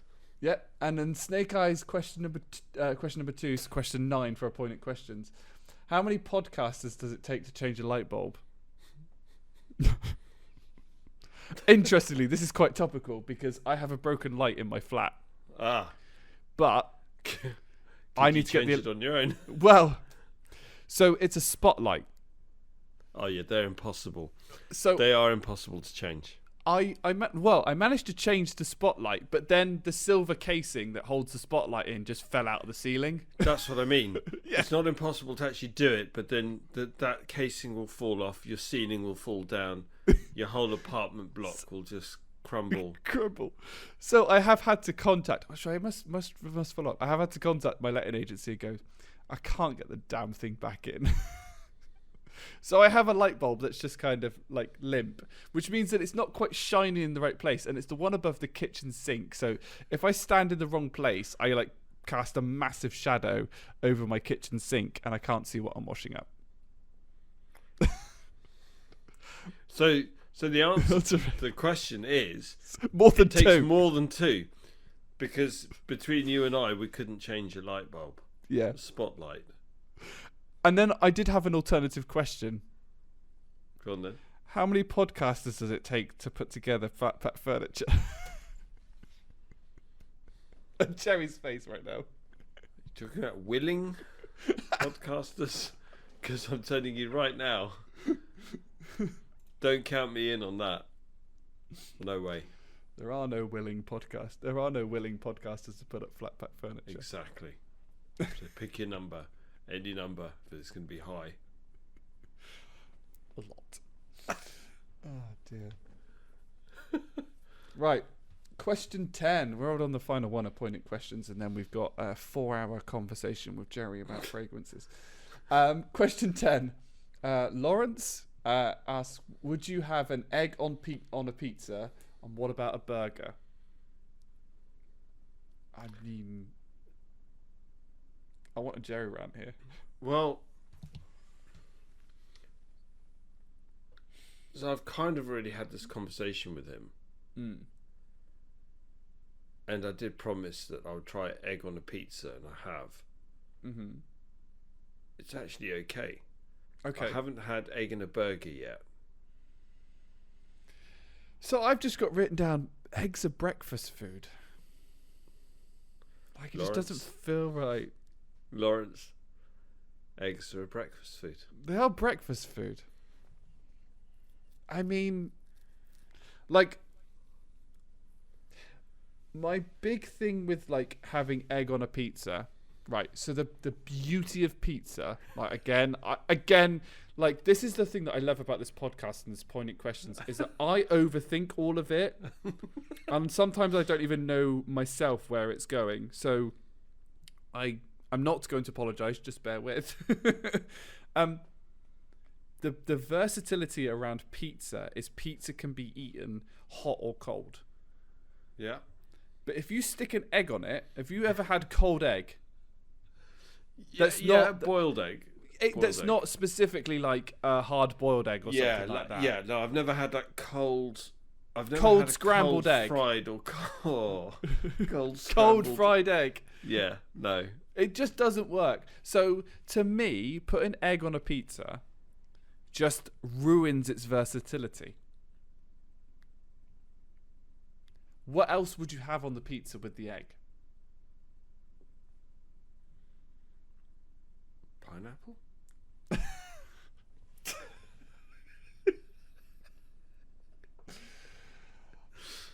Hashtag just say fruit. Yeah, just say hashtag no fruit in meals. I don't know. That's also a very good question, Dom. I don't know. And you know, I think these are questions back to Lawrence. Yeah. Lawrence, you're going to have to then come back with counter questions. Yeah. I know he's going to listen to this podcast, so I know he's going to. And Lawrence, appreciate this. Bring it. I've got questions for questions for days. I'm that awkward sod. Let's do it. I embrace it. Cool. On a burger, that's just a no as well. That just reminds me of McMuffins, and we don't want to go down that route. Well, again, I had this conversation. I did promise him I'd try it, so I do need to try the egg in a burger. I haven't tried that yet. I know you can get it, but again, the burger is less offensive to me than on the pizza. I would agree with that. Don't destroy the versatility of pizza. Burgers only can be done hot, and I'd agree with that. Yeah. And I can imagine a fried egg being, put between, an onion ring and a meat patty. Yeah. Because a burger's just a glorified sandwich, and an egg and bacon sandwich is like one of the best breakfast meals that you can have. It is indeed, yes. So I think that one's acceptable. Yeah. Yeah, I find it easier to get my head around egg in a burger than egg on a pizza. Yes. Yeah. Cool. Right, shall we dive into it? We'll dive into our other topics section. So this month, we've just put fragrances discussion. I know it's something that's that Jerry's really passionate about. I'm gonna stipulate where I am. So, and I explained to you, we had a catch up about it. Yeah, we need to set context. You need to basically repeat what you told me. Yeah. So I have never bought aftershave. I have never had aftershave bought for me, at least according to my memory.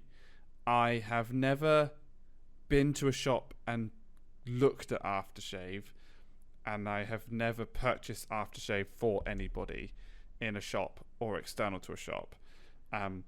So for everyone that goes, oh, but you must be really smelly. No. Like deodorant, yes, but like not that like extra kind of going out layer or even casual, just aftershave. So I have literally no experience. I don't know why I have no experience. I suppose it's just not something I've been taught, if you know what I mean. It's like, did I get taught to shave? No, not really. That's interesting. Yeah, it's just a thing that I just kind of did. So yeah, so that's the context for how this conversation between myself and Jerry has come up, I think. So when I hear that, it almost makes me want to weep. Because it makes me want to weep with sadness, but also weep with joy. Weep with sadness because you've missed out on all these years on a whole world of fragrances, but also weep with joy because it's a whole new world yet to discover. A whole new world. That's Lion King. Add that to the list. Chuck that Add on that the to the list. list. I gotta remember these. Hang on, let me remember this list: Step Brothers, Treasure Planet, Shrek 2, the Nicola Adams story. What was the other one? Happy Gilmore and Lion King. Yeah. Right, we're on a roll here, folks. So, I was trying to find the quote by Tom Ford, and I can't. But I'm going to just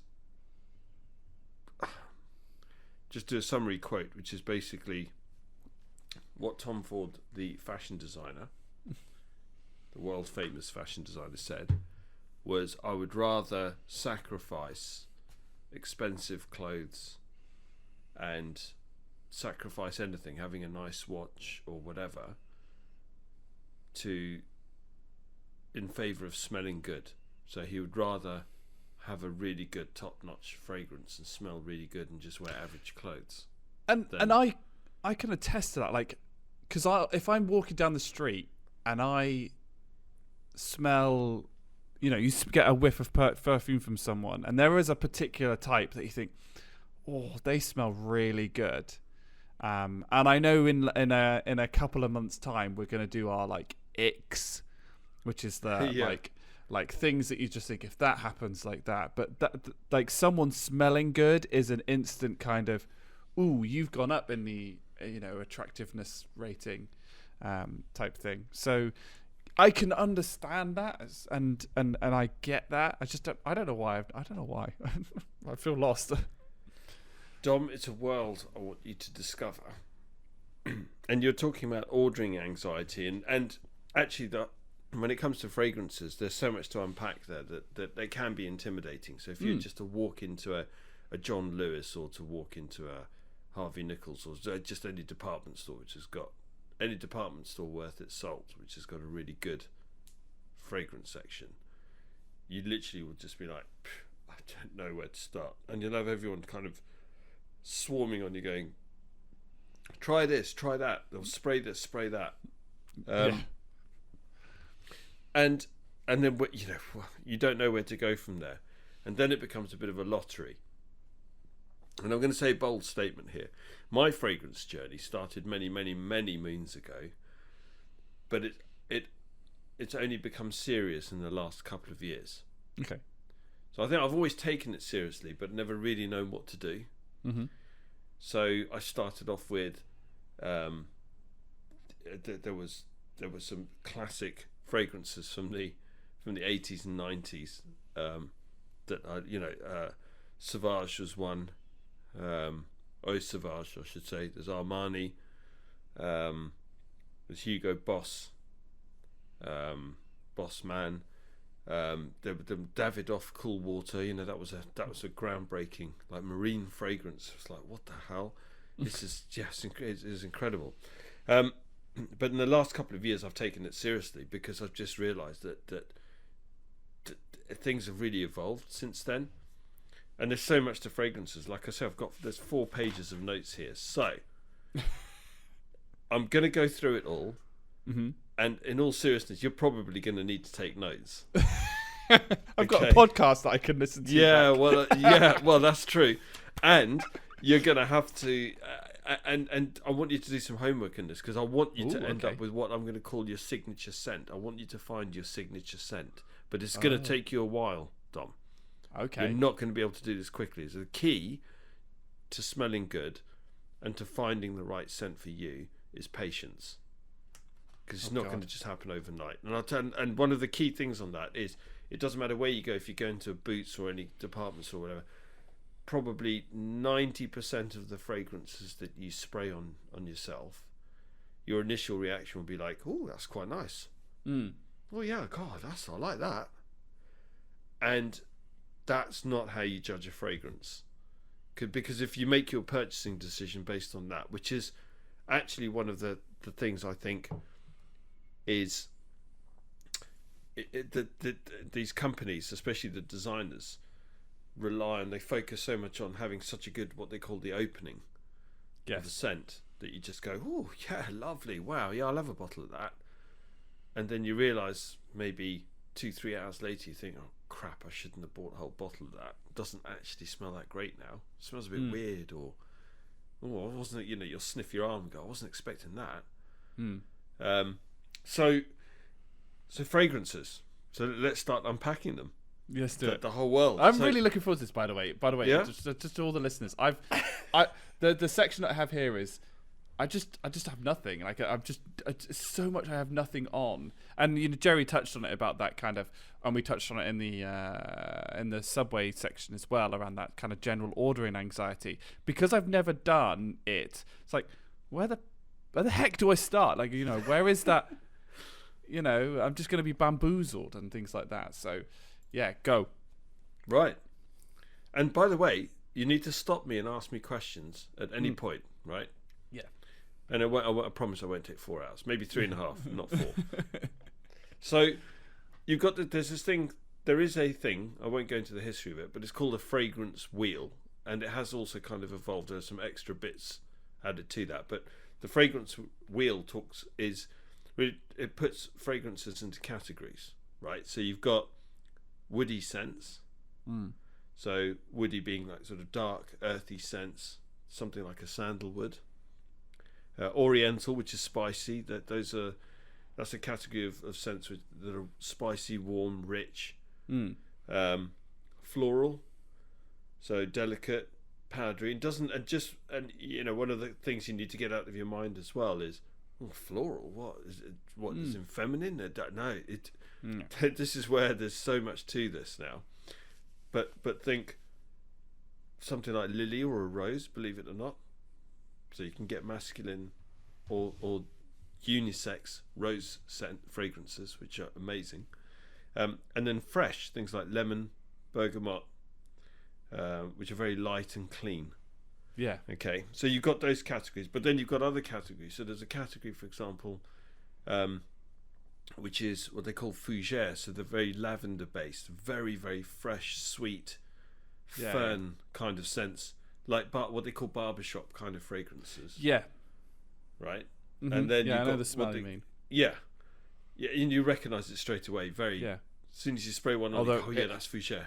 It has probably been like 10 years since I've been into a barbershop, so yeah, but you would that kind of what they spray, what they'll splash on on your neck, for example, after they've done the shaving. So that's like a they go fragrance. they also kind of spray all around you type. Yeah, that's it. Yeah, that's the one. That's barbershop fragrance or barbershop type fragrance. Right, what they call fougere. Yeah. And then there's gourmand fragrances. So fragrances that almost smell like a food, almost that smell like they're edible. So things like honey, chocolate, vanilla, almost a coffee, those kinds of scents. So that listeners aren't going to be able to see this, but you will. So I've got a scent here, which is it's Parfum de Marly Layton. Oh, and I'm smelling that. That's like a vanilla bomb. Oh, I do like vanilla. Yeah. Vanilla is seriously underrated, by the way. It is. It's got an opening of citrus, but it's a dry down. It's got mid notes and dry down of vanilla. Okay. And it is a vanilla. I mean, smelling that, it's amazing. So this is going to be a bit weird for listeners to think. Oh, Well, I can't see him, and I can't see it, can't smell it. I suppose Yeah. this is a thing. Me and Jerry can see each other. We're on a video call while we do these. But I'm going to do this. It's going to be a bit weird. So I am actually going to smell You're going to hear me smelling fragrances and thinking this is just bizarre. So those are the categories. Okay. Then, and fragrances, the way that they work. So the second section of this is that most fragrances, not all of them, most fragrances have a top note, a middle note, and a base note. Don't know if you've ever come across that before. If they don't have that, they're what's categorized as linear. So what I mean by that is a scent that's linear. You spray it, it smells exactly the same after, like straight away, as it does after 5 minutes, as it does after 2 hours, as it does after 6 hours. Right? Yeah. Linear. It's just straightforward. What you see is what you get. It's Yeah. a WYSIWYG fragrance, right? But most fragrances have these levels. So top notes, and the top notes will last anywhere between sort of 5 and 15 minutes. Okay. Then you've got your middle notes. Middle notes can be anywhere between an hour to 2 hours to 4 hours, and that's kind of what they call the main character of the fragrance. So that makes up about 40 to 80% of the aroma. Sits in your mid notes, and then beyond that is really where you're getting into base notes, what they call the base notes. So the heavier molecules in the fragrance that last longer, and it's that scent that you get, which is weaker, obviously because of the amount of time it's been on your skin. But every time you smell your arm, you go, oh yeah, that smells. Yeah. God, it's what they call it turns into a skin scent, and you have to really sniff it up close, but you can get it and think, oh yeah. Yeah. That's Do you nice. do you get mixtures? So you mentioned about the wheel. Do you get like a top note like floral, then a middle note? Oh yeah.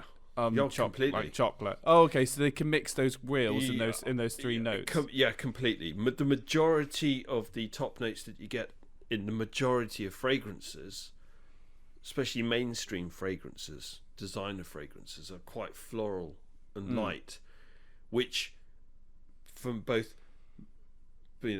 masculine and feminine perspective, is very appealing.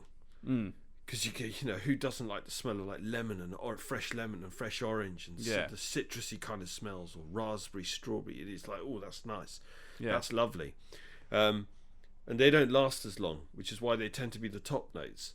Heavier things like coffee's a heavy scent, vanilla's quite a heavy scent, tobacco's quite a heavy scent, so is leather. Yeah. These and sandal, woody, earthy scents are quite heavy. They tend to sit in the base note level. Yeah. Right. I just get this feeling of like almost like new car smell. You can get that, and I'll explain in a second. So there's something here. Okay, so let's go into that right now. New car smell. So I've got a fragrance here, which is Tom Ford's ombre leather, and I'm opening up that, and I smell it, and I'm thinking, oh, good lord, that is like a fresh suede jacket, almost like a new car smell. Okay. Yeah, especially like a really nice, not a leather new car smell, but like a almost imagine a really expensive suede or soft leather new car, but with slightly floral, slightly fruity. Oh, that's just insane. So yeah, you literally can. I've got another fragrance here, which is this is what I mean about this a whole new world. There's a fragrance here which is, it's like I'm smelling it, and this is tobacco. So this is almost like opening up a pouch of cherry pipe tobacco. Yeah, proper tobacco, not like proper cigarettes. Tobacco. Not cigarettes. Yeah. No, like a sweet cherry Yeah. pipe tobacco, if you were to open up a fresh pouch of that Yeah. and smell that. So that's the top That's what note, that smells or like. is that its middle note? Or? Well, so on this, again, it's more the mid and the base, Okay. because again, it's a heavier. Tobacco's a heavier. And you said heavier cherry, scent. so maybe the cherry's the kind of the top note. Yeah, like a or- cherry tobaccos. Yeah, so Yeah. it's kind of, it depends. So it becomes really complex, but there are places which I'll tell you about where you can look them up, Okay. which is really good. Yeah. So, so then when you take a look at, so that's something that you need to consider when you're choosing your signature scent, because what we're going to do, the aim of this is at some point, and hopefully by the time you get to Christmas, you'll say, this is brilliant, Jerry, I found my signature scent. Okay. So when you test fragrances, the worst thing you can do is go into a store, put on some spray, smell it, and go, oh, that smells nice, I'll get a bottle of that, and then walk out. So what you're going to need to do is you're going to need to try scents over a period of time. It's going to be over a period of weeks or months. You're going to need to spray it, and you need to go with it on the journey. So you need to say, opening, pretty much, I guarantee you, pretty much everything you spray, you're going to say, yeah, that's really nice. And then you need to wait, and then you need to come home. You need to smell it. You need to keep sniffing your arm. Sniff it after half an hour, hour and a half, 2 hours. Is this somewhere specific? Something you really like. Because there's always, I think in the movies they always do it on your wrist, don't they? Do it in the top part of your arm. Okay, yeah. Because if you've got any hair, you've probably more likely got hair on the top part of your arm. I don't. don't Long you? story. Long story. Okay, well, generally, if you can, just put it on top. Yeah. Because the under part of your arm sort of rubs against things more anyway, Okay. generally. So put it on the top part of your arm. I suppose that's probably a movie And- trope where they do that, isn't it? Yeah, you shouldn't do that either. It's like a movie thing, I think. Isn't Yeah, it? you shouldn't rub or even dab. Just spray and leave it. Okay. And let it dry. So you've got different concentrations. That's another thing you have to take into consideration. Although I don't think this is a debate, I think this is an easy one. You've got lotions and aftershaves, which, quite frankly, don't waste your time. You've got 1 to 2% of that liquid in there is the scent base. Most of it's water. Yeah, basically.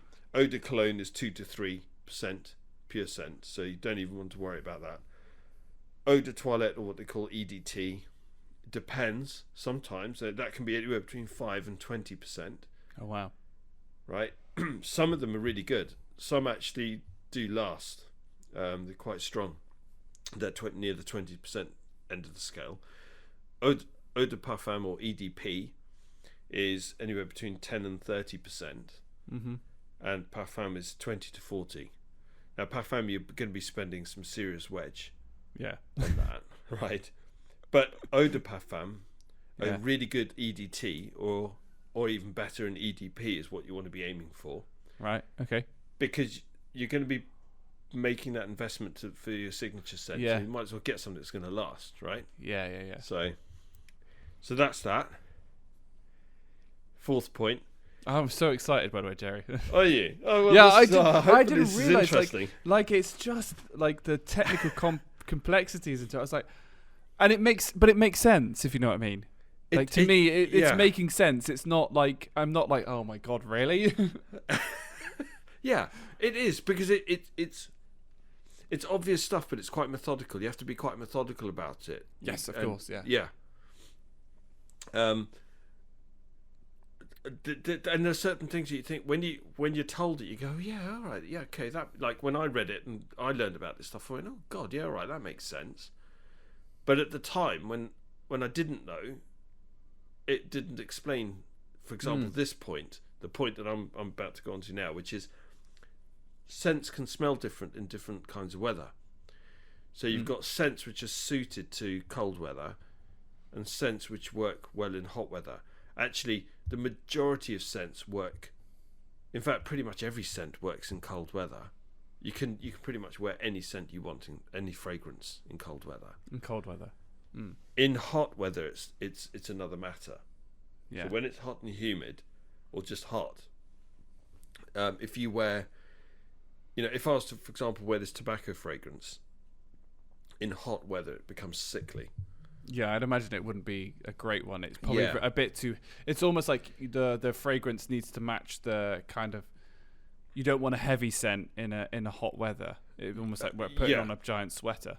Yeah, exactly. It kind of overemphasizes it, and then it becomes cloying, and Yes. and you kind of go, oh god, now I'm starting to sweat a bit. Yeah. If you're out and about, you're starting to sweat a bit. It's bloody hot. You're wearing a tobacco fragrance. People are going to go, okay, it's a bit rough. But when it's cold weather, when it's cold, and you can spray something like that on yourself and on your scarf or on your jacket or something, and then people will kind of, in that cold weather, will get the waft of, it kind of brings out the best of the scent. Like, oh, that's nice. That's like It's almost like a pipe tobacco. It's like Christmas stuff smells amazing in cold weather.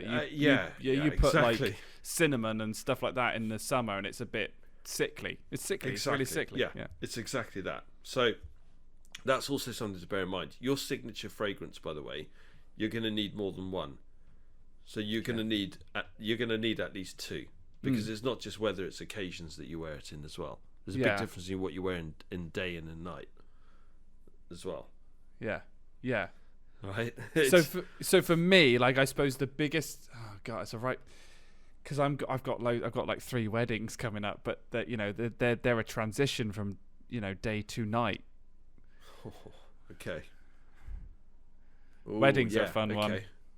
Yeah, weddings are interesting. So you'll wear something light, wear something definitely more light and floral or marine during the day, and then at night you can spray something else. So there's no harm in layering either. As long as it's As long as they're complementary. Yeah, there needs to be something in each fragrance that complements one another. Then you've got fragrance categories. So you need to decide whether or not you want to go for niche or designer. So designers are a lot easier to get access to, because if you go to a large Boots or any department store, whatever, they'll have all of the designers. They'll have Dior, Chanel, Versace, Bulgari. They'll have all of these fragrances. They'll all be there to hand. That the world of the designer fragrances will be 100% open to you, pretty much anywhere you go, and you can fill your boots. Niche is more difficult. Niche is also a bit more of a gamble, and I would suggest probably at this stage try and find the right designer fragrance for you. Niche is a bit more of a gamble. Yeah. Unless, and I'm gonna go out on the limb here. So there are a couple of, there's one. So Tom Ford in particular is incredible. His fragrances are just, I don't know what this guy just does no wrong. It's just, he's insane. I imagine there's a real science behind it. Oh, there is. And he's had a part to play in every fragrance. It's a passion of his. But it really shows. You smell a Tom Ford fragrance, you're just like, oh, please, this is, it just makes you want to cry. The guy's so talented, it's ridiculous.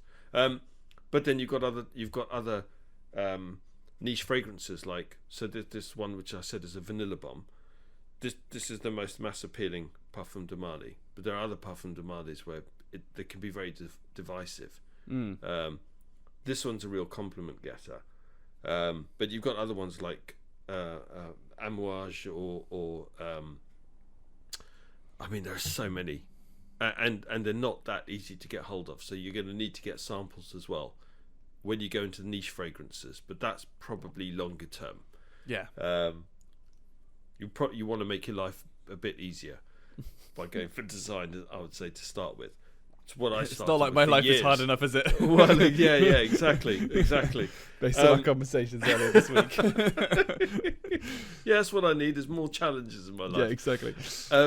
So the 6th point here is characteristics to consider. So there are 2 things you need to consider: longevity, clues in the name. So how long does the fragrance last? And then sillage as well. So sillage spelled Sillage. So it's projection. How well does it project? Okay. So does somebody need to, sort of be like French kissing position, or is it sort of like, or is it a light hug, or is it, 2 feet? Or even 1 meter, 2 meters. Some fragrances are that strong you can smell them from like 2-3 meters away. So sillage is kind of like, whoa, I can smell that from 2 meters away, and and then sometimes if something's got good sillage, it'll be like that. It'll remain like that for an hour, 2 hours. The really strong fragrances. You know, you can walk into a room and people go, "Oh God, I just got a whiff of something," and that's nice.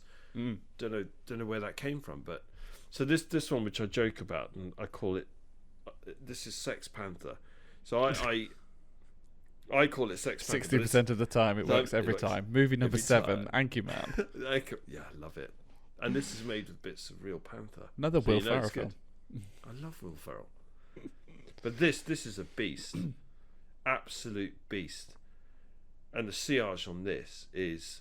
So the story behind this, I actually got it when I got the bottle delivered to me, and then literally the day after I got a really bad cold. In fact, I got flu, and I lost my sense of smell. And I opened the bottle, and there was a cap on the thing, and I kept spraying it, and nothing was coming out. I thought, what the hell? And I took the cap bit off, and it spilt everywhere. And I kid you not, for 3 days you could smell this thing all around the house. It was brutal. It's interesting is how you discovered that your daughter had COVID. Yeah, exactly. She couldn't smell the Sex Panther, and that's when I knew. Because I said, "Can you smell this?" And I sprayed some on my arm. She said, "No, I can't smell anything." I thought, "You've definitely got COVID. You can't smell that." So sillage is another factor. Then that's just the half of page 1. I'm joking. I am getting to the end.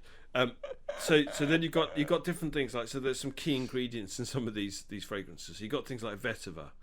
So if you wonder like what's a vetiver kind of sense, a vetiver is it's actually like a grass. It's very dry, earthy, woody, smoky. And I've got a vetiver. So Tom Ford Grey Vetiver is this one. You need to meet this Tom Ford. Oh, he's legendary. But this is very fresh. So this is almost like fougere, but also woody. It's fresh and woody at the same time. Okay. Does the fresh is the fresh like the top one, and the woody's probably a little bit more of the mid and base? Yeah, you can tell it's a bit heavier, but it does keep its freshness as well. Even okay. The freshness lasts, which is good. You've got tobacco, so sweet cherry tobacco, and they sometimes complement that with like other notes that give it like a caramel or whiskey kind of note. Oh. And then you've got this thing called oud, which is also known as argowood. It's like a resin. It's a wood resin. It smells animalic. Like pure oud apparently smells almost fecal. It's really quite brutal. Yeah. But then you mix it with other things, and it really brings it out. So I've got an oud-based fragrance, which is a very wearable oud, and it smells damn good. So those are kind of like your main. That's fragrances. Fragrance 101. Fragrance 101. Fragrance 101. 10-15 minutes. In 10-15 minutes. So then you got to think about, okay, well, what do you want? So for your signature scent, you can either go safe and get something which actually a lot of guys wear. So something like a Dior Sauvage. Dior Sauvage is one of the most popular, and there's a good reason for it. It's like almost, you can pretty much smell this everywhere. Pretty much everybody wears it because it is the most safe scent, but it is so good. And I had to get a bottle of it because I resisted this for years, and eventually I just thought, no, I'm going to get it. And you smell it, that's amazing. It's really nice, but so many people wear Sauvage. It's like, is it my signature scent? Definitely not. So signature scent, you want something which you want to smell a bit different, and you want people to say, "Oh, I've never smelled that before. Dom, you smell nice." Or that's intriguing. What is that? Rather than, "Oh, you smell nice, Dom, but I've smelled that loads before. I'm sure a lot of people wear that. What is that?" And you say, "Oh, it's Sauvage." "Oh yeah, I thought I recognised it." So have a think about that. You can get some very expensive fragrances, so you can get something like Creed Aventus. That's £250 for a for a 100ml bottle, roughly. Oof. Yeah, it's like boom. But a lot of guys also get Creed Aventus, right? It's too popular. Too many people wear it. Dior Sauvage, too many people wear it.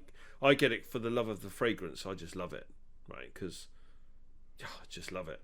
Well, you've got enough that you could wear a different one each day. Yeah, and I do. For a year. Yeah, I do, and I wear them every day. It doesn't matter if I'm not leaving the house or anything. I wear them because I just love them. Yeah, I mean, I'm just spraying this on now. Just sprayed it on both hands. That Sauvage is lovely, right? So, where do you spray it? I mean, is there a rule? Is it is it always on the forearms? When I'm at home and I'm just putting it on for me, I just put it on my arms because then during the course of the day I can keep smelling my arm.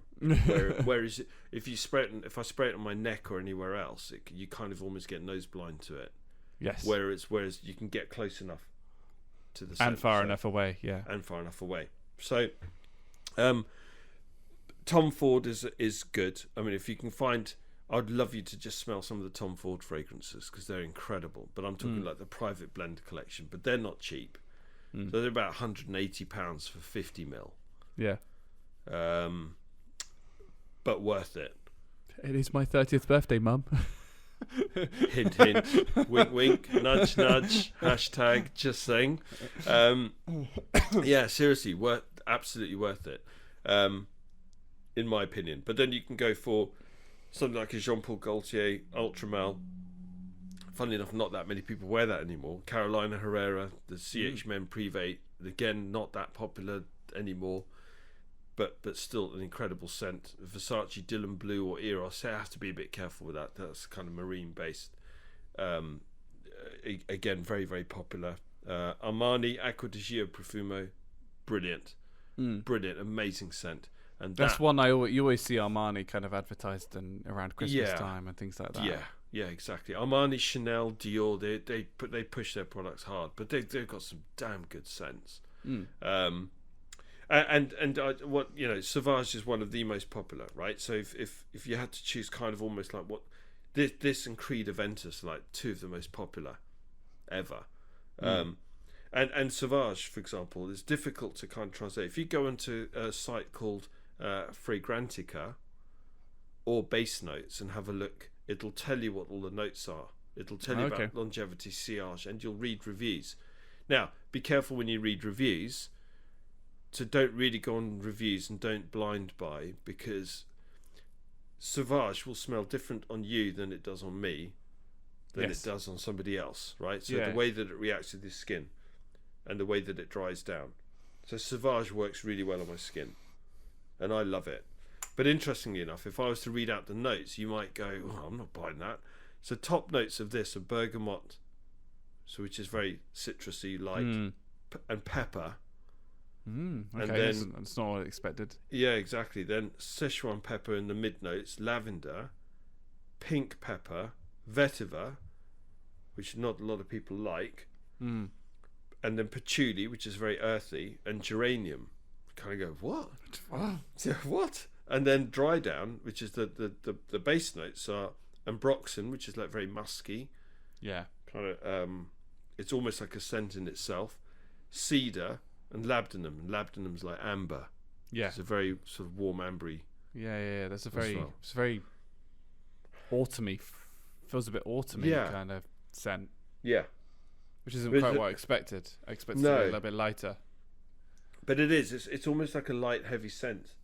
This I can't quite explain it. But it's lovely. And this is why you're going to need more than one bottle, because it's like the occasion that you wear it. But really, I think you need to break it down to something simple. What would you wear during the day? Yeah. And what could you wear, for example, to an office, or what would you wear as almost like an everyday thing? Yeah. And then what would you wear in the evening? There's going to be two different things. Yes. Yeah. So, during the day, you'll probably, if you were to wear something light, something floral, something like even marine, it's kind of non-offensive. So a good day office scent would be something like, when I take a look at what I've got, would be something like this Tom Ford Grey Vetiver, right? Or Hermes. So Hermes do some amazing. So this is Hermes Vetiver. And this is also amazing, but it's a great office scent. It's a very kind of the listeners can't see that. Jerry's just picked up this bottle. He's unboxed it, which you might have been able to hear, and he smell it. And he's just kind of thrown his head back and rolled his eyes and gone, "Oh God, it's so good." Seriously, I mean, this is This is why I love fragrances, because the smells, just the reaction you get from it, what it triggers in your brain is just amazing. It's not a sense I expect to use. You know, I love taste. You know, I'm a big foodie. I attack my ear holes with music all the time. Yeah. Yeah. What? Touch is a weird one, but yeah, I don't suppose I use my nose quite as much as I suspect. And people tend not to, and fragrance is the most powerful for invoking emotions and things. There's some people that can smell something, it can invoke such strong emotions they can cry. It can make them cry. It can take them back to their childhood. It can take them back to some wonderful memories of a time. You know, I know there is one that makes me want to punch things because it's one of my ex used to. Right. Well, but when you start getting it, but when you start really concentrating and focusing on scents and smells and what it triggers in your brain, it's amazing. It literally opens up a whole new world. So you need to find a so something like that Tom Ford Grey Vetiver, that Hermes Vetiver is fantastic, like office scent. But going out at night, I wouldn't spray that because it's too safe. It's like, oh, all right. Yeah, you smell clean, you smell good, you smell nice, and it's quite floral, and okay, happy days. Yeah. But going out at night, I want that new car smell, the leather, something a bit darker, quite fruity. It's nice. This is a going out fragrance, this ombre leather. Yeah, and I like the sound of that. That smells. Oh, ombre leather. Obviously, I don't know if it would suit me because but it just in general, I think that does sound good. Do me a favour, try it. If you like a new car smell, you like the smell of leather, just try this. Yeah, just try it. I think you'll love it. Ombre leather. It's the thing I'm most excited for my new car next year. Car smell. Right. Not everybody likes it, but a lot of people do. And if you liked it, so if you like the new car smell, you'll love this. You will love it. Just promise me you'll try it. Okay. And that's it. That's fragrances. 101. 101. Question: what's your? Do you have a signature smell? What's your go-to? So my go-to now, and I think it will be for a long time, is anything that's kind of leather fragrance scent. So my favourite scent of all time is Tom Ford. Yeah. Effing fabulous. And that's a leather-based scent, but it's the most. Oh, it breaks all the rules. You smell it and go, what the hell? It dries. It's got a leather base note, but it's got all these other things going on as well. It's got amber, and you've got iris, and you've got all sorts of stuff going on. You think, what? But leather fragrances are kind of like my signature fragrance now. I would imagine. I can imagine that. That's the case. Yeah, like if I'm picturing, like what you, and it's weird because I've not seen you in person with like the beard and the slightly longer hair because the last time you will do. Yeah, I will do. Yeah, we are meeting each other next. Oh, I can't wait. I need to book a seat actually. But yeah, and that's how I would put you down as. You give that. We joke because you look like John Wick or Keanu Reeves, sorry, but you give that kind of matrixy kind of sort of like, but like more of a Morpheus type thing, that rustic leather rather than kind of maybe the new one. I don't know where I'm going with this. But I don't know, but yeah, fair play. But that's leather's amazing. I think it's and leather's not. So for example, with this Tom Ford ombre leather, you smell it and go, "Oh, geez, yeah, that's a new car smell. That's leather. That's in your face leather." Whereas in designer fragrances, you tend not to get anything that's too in your face like that. Yeah, you're not picking out one note. What Tom Ford's genius at is he, in his private blend collection and well, actually, ombre leather's not private blend, but so it is a bit cheaper, but it's brilliant stuff. It's amazing. But he's taken key things, like he's taken oud, tobacco. Yeah. Some very, very simple notes where he's kind of building it around that. Let's take leather, but it's in your face leather, but let's soften it with something like raspberries or something floral. Let's That's take weird. yeah, but it works. The way he blends it, and it's so expertly blended. It's so smooth. So that's the beauty of a scent. Like this tobacco, I love this tobacco scent, but it is a bit rough because it's just in your face tobacco. Whereas like this is in your face leather, but it's blended so well with so many other things that you're not just getting. It's not wham leather. It's it's that's quite nice. Oh, that's quite nice. Oh, the leather. Oh, now I'm picking this up and I'm picking that up. And yes. Yeah. That Whereas makes if you sense. take Sauvage, what is Sauvage based around? Nothing. It's not based around one particular smell. It's just a whole bunch of different things that ends up smelling really, really nice. But Tom Ford's done this amazing thing. He's taken vanilla, oud, leather, neroli. He brought neroli back. Now neroli is like a fresh lemon scent. Okay. And he's got this fragrance called Neroli Portofino. So my wife wears that. It's amazing. You smell the Neroli Portofino, you're just like, what? It's insanely good. And Neroli is it wasn't fashionable, and Tom Ford brought it back and made it fashionable because he took the Neroli, but he complemented it with other things. So the first smell that you get is Neroli. You go, oh God, that's whoa, Neroli. But there's other things going on. It's so well blended. Oh man. Yeah. Oh man, I think I've got my eyes opened when I start looking at these, because I am going to look like, I've got some time. It might be sort of later December when just before Christmas. I've got 2 weeks off before Christmas. And it might be something I kind of explore and start exploring with. Yeah, and I think,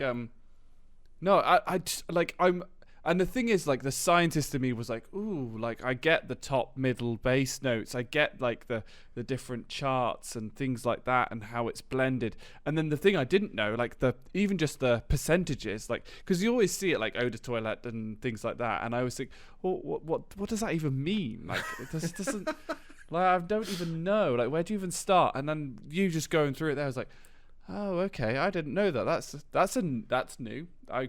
That's really good and really interesting to kind of pick up. So, I'm gonna do a bit of exploring, I think. Do it, and you know where I am. If there's something I can do to help in that journey, let me know. Also, I'm passionate about it. Tom Ford, effing fabulous. That's probably the best name, though. Oh, I mean, and apparently, and this is true story. He was called into a room with the perfumer who pulled it all together, and the marketing people, and they had a whole bunch of people basically in the room. And because I think Estee Lauder, if I'm not mistaken, Estee Lauder kind of bought out the whole perfume section of Tom Ford. They now kind of own that line now, but it still sells under Tom Ford brand. And apparently they said, right, smell this, what do you think? And he just said out loud, oh, that's fucking fabulous. And they went, okay, what are we going to call it? And he's like, well, I don't know, but it's fucking fabulous. So call it fucking fabulous. And he can get away with it. So if it was anyone else who would have said, no, I'm sorry, we're not marketing that under that name. But it's Tom Ford, so you just do what he says. And he says. It worked. Yeah. I love it. That's amazing. Awesome. How do we follow that? I don't know, but hopefully that was interesting, and hopefully for listeners that will be interesting, because it's, like I say, I got serious about this a couple of years ago. It's been a real eye-opener for me, and I love it now. Just, fragrances are amazing. Yeah. I'm going to go a little bit off piece. I'm Right. conscious because we've actually been going for quite a while, and I don't want this to be like the we longest could save part of this for the next. Yeah. So I'm going to Is that what save you're I'm going to save the conspiracy theory, I think, for Okay. the new year, because we've got a different one coming up. But I do want to talk about the improving our health section. Oh, definitely, yeah. Even because this section could be quite long and a little bit deep again, and I think it's worth. What's the phrase? Like, we're not going to go too much deep into our lives because we've had some complicated weeks, which is not been fun. And we both ironically realised, we're both Muppets at the same time for doing the same thing. But that was fun. So improving our health. Laura in the last podcast set us a challenge to do a few cooking things. So one was to bake some bread. Another was to cook something that you've never something different. One was to try something, so even if it was something as silly as like a chocolate bar that you've never had, but to try something you've never had. And I can't remember the fourth. The fourth was a takeaway homemade. Oh yeah, I had cheese. The cheesecake was one of them. Cheesecake. Yeah, try something new. Yeah. And then takeaway but homemade. Yes. Yeah. Yeah. Or a homemade soup or stew. Yeah. Yeah, something like that. So Laura went into real depth over it, and we really, really appreciate it, Laura. We did warn you that we have some busy weeks, and Jerry, you unfortunately caught this cold that was going around. So I think you said, all I've done is gotten up, gone to work, and then come back and gone to bed. Pretty much for 2 weeks. For 2 weeks. Yeah. So. And Jerry, you have a family, whereas I live on my own. And I have no excuses. I have to admit, like I have done these, some of these. I've not done the cheesecake. I've done the bread. I made muffins, and I then did some I've got the what's it called? The Wagamama book. Wagamama book, yeah. And I made the chicken wings, but I used pork ribs as well, which could be substituted in. And I can go into, so the pork ribs was the first one that I made. They looked amazing, by the way. And yeah, I mean, like I was right. So the people, friends and family who know me know that I'm not usually very positive about myself. Jerry is shaking his head furiously to say, yes, we know that. I smashed this one, and in a kind of I want to be humble, but I was like, I did really well. You can't deny it. So I realized that the recipe called for teriyaki sauce, and I didn't have any teriyaki sauce when I started making it.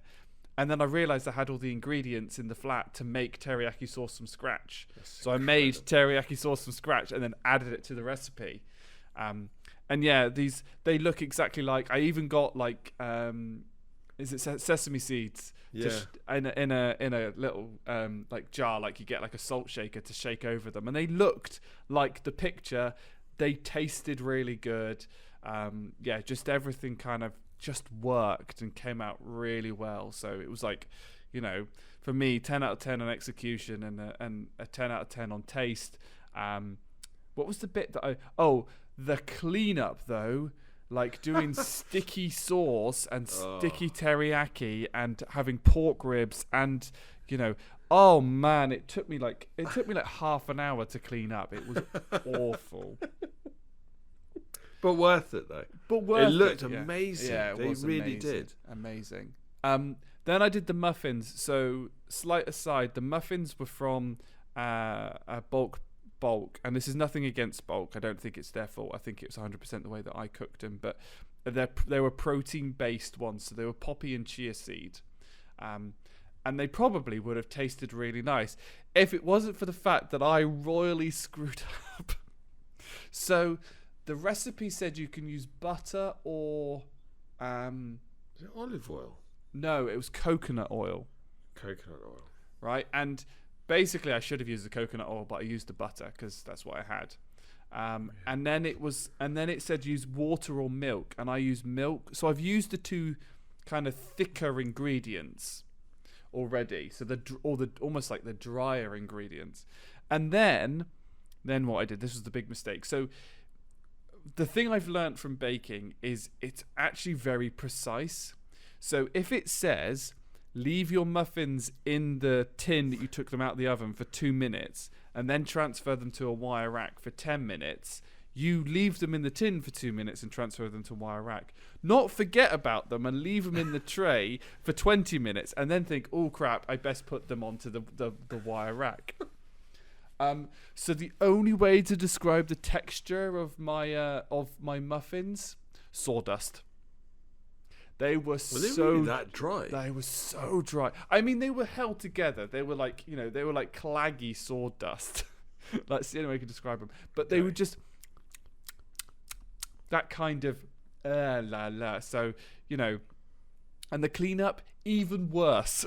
Like, was it really? It was yeah, worse it was than awful. okay. Yeah, and because the mixture was still kind of in the bowl, so you put it underwater, and even with hot water, it wasn't really melting away, and loads of dish soap, and then you get like a sponge, and your sponge just gets like covered in it, and it's like, oh god, and it just takes like half an hour to go down the sink plug, and it was So sorry, Laura, I failed on the muffins. The bread. So the bread was the other one that I'd done. So so the recipe that I followed was Paul Hollywood's bread recipe, and I did the right things where it's you put all the dry ingredients, fill it with the wet ingredients, and then kind of you make a dough. Then you knead it, and then you put it back in your bowl, and he says leave it for an hour, and it should have doubled in size and gone completely flat. So 2 hours later, mine was still exactly the same size and still round. Got to 3 hours, and it had doubled in size, but it still was kind of like, like a splodge. It wasn't like flat like he said it should have been. So I was like, well, that'll do. So I pulled it out, and then I looked at the next bit of instructions. That was a massive fail. And it's like, right, knead it again, stick it on your baking tray, cover it in a tea towel, and then wait for another hour for it to double in size. And I'm thinking, God, is this going to take me 6 hours to do? Anyway, I got to like 2 hours of that, and it got to like, it hadn't doubled, but it was sort of like, 3/4 of the way there to being doubled. I was like, that'll fucking do. I can't be asked to wait for this because it's now like 9 o'clock at night, right? So on a Sunday, idiot Dom. Anyway, so I put it into the oven. It said score it. So you kind of cut in like a diamond shape and poured some flour over it. Well, I put too much flour on it, which I didn't brush off, so it looked like I'd been snorting cocaine everywhere. And then when I scored it, when he did it on the video, his knife went through kind of reasonably well. Mine just kind of stuck and was like really claggy, trying to do. I'm thinking, oh no. Anyway, so I put the bread in the oven, thinking this is going to be a disaster, but we'll see what happens. Anyway, half an hour goes by. I look in the window because that's how long it said. It's not changed at all. And I'm thinking, oh God, what have I done? What have I done? Anyway. All right, I'll come back in 5 minutes. 5 minutes just feels like feels like the time. Come back at 5 minutes. It's like perfectly golden brown. It's risen to the correct height. It just seems to like transform in those 5 minutes. I'm thinking, sweet, quick, get it out before something else screws it up. Pull it out. And the way they said to test it is you tap it and see if it sounds hollow. So I flip it over, tap it. It sounds hollow. I'm thinking, oh man. All right, and he's like, right, immediately transfer to a wire rack. Quick, find my wire rack, not making the same mistakes that I made with the muffins. Quick. So put it on the wire rack, and I thought, well, I'll tell you what. He says, and you can enjoy it, sort of like 5 to 10 minutes after it's not, scorching. So I cut myself 2 slices. It's like 10:30 at night, by the way, and I'm supposed to be getting up at 6 o'clock in the morning to go to the gym. But I'm like, I'm going to eat some of this bread. Taste, nailed it. Like, it just must have, it was light, it was fluffy. It was crispy on the outside. It was a perfect kind of cob, as they called it. I don't know. I must have just nailed it. And I told Jerry this earlier. The only thing I got wrong was my house didn't smell like bread. I was like, what the heck? And it concerned me so much that I even took a lateral flow COVID test, because I thought, have I lost my sense of smell? And I haven't. I'm negative, and then I could smell loads of other things.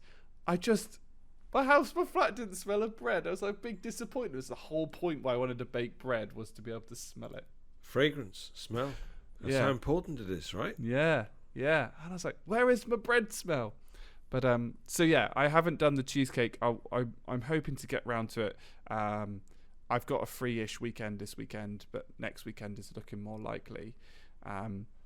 I've enjoyed them, but I still it just feels like so much faff when you could just be like, right, some chicken in the oven, a bit of teriyaki sauce, some vegetables. ready-made.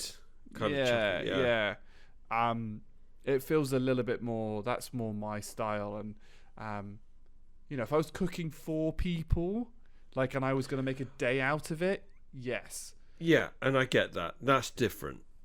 And you kind of, that spurs you on, that kind of motivates you, and you think, okay, because I'm going to be making all of this, and then I'm going to sit at the table with all the people tasting it and go, oh, Dom, this is lovely, this is really nice, and yeah. Or what the f have you done here, mate? Oh yeah, this is. Shall we order Domino's? Nice try, mate. Yeah. Did somebody say just eat? Yes.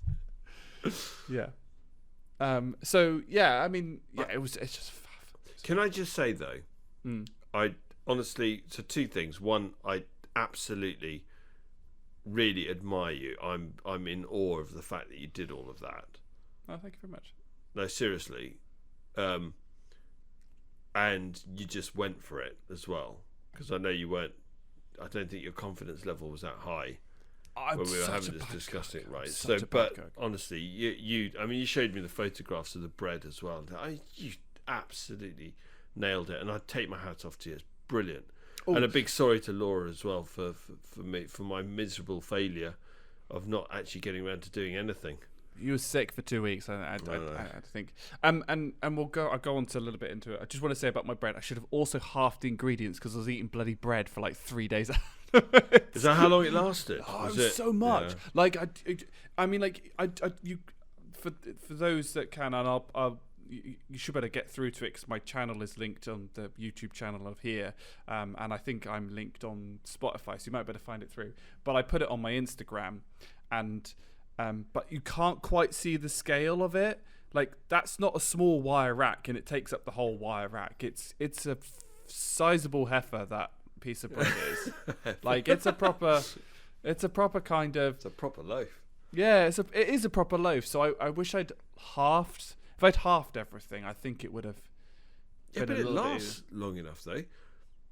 Even after day, what you said, it lasted you ate it over 3 days. 3 days. Yeah, on day 3, it was just as good as day 1. I'm assuming.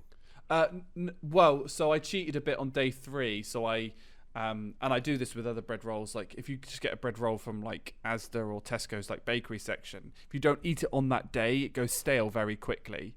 But if you literally sprinkle it with water or run the tap and go through it, and then if you put it in the oven for 5 to 10 minutes when it's slightly moistened, it re-crisps it and almost rehydrates the bread, and then it's warm again. So I basically did that with the slices that I was having on day 3 just to kind of get through it.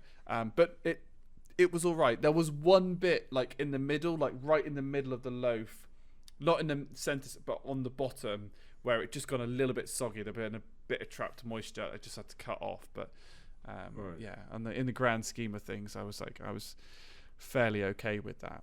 And it just an interesting. It was a really good challenge. I learnt a lot. It's not something I'm going to do on the regular. Not something I'm going to do regularly. It's just sort of nice to know that I can follow a look. recipe. You've done exactly, and you've done it, and it was successful. And like I said, I take my hat off to you. That's something to be proud of. Yeah, and I think because you've put you spoke about this earlier, and when we were discussing it, you felt almost guilty that you hadn't managed it.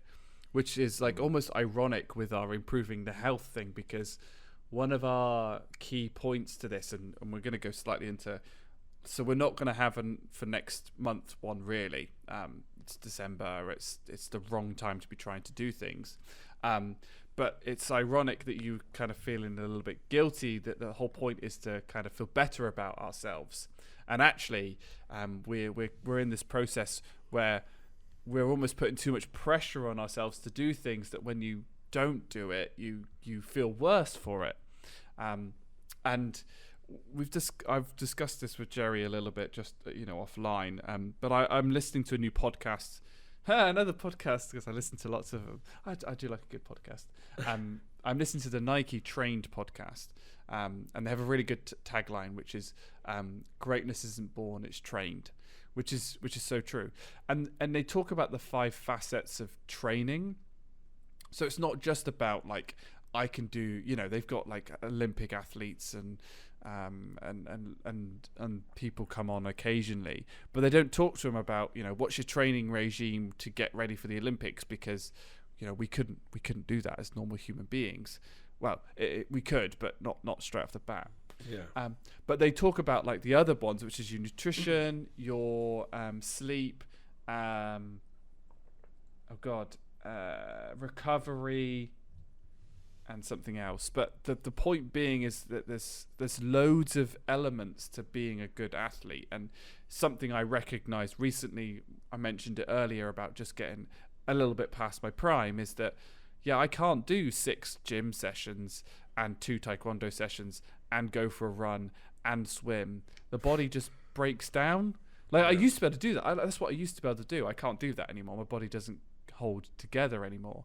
But also, my flexibility is going, which I need for taekwondo, so I need to do a little bit more stretching. And something I hadn't mentioned to you before, Joe, but the biggest change for my mood this week, I just moved my bedtime forward by half an hour to an hour, going to bed an hour earlier. And because humans are supposed to get between 8 to 9 hours of sleep, 7 to 9 hours sleep. I'm a 9-hour guy. I'm a 9 to 10 hour guy. Like the more sleep, and apparently if you have, so this is where it gets sciencey.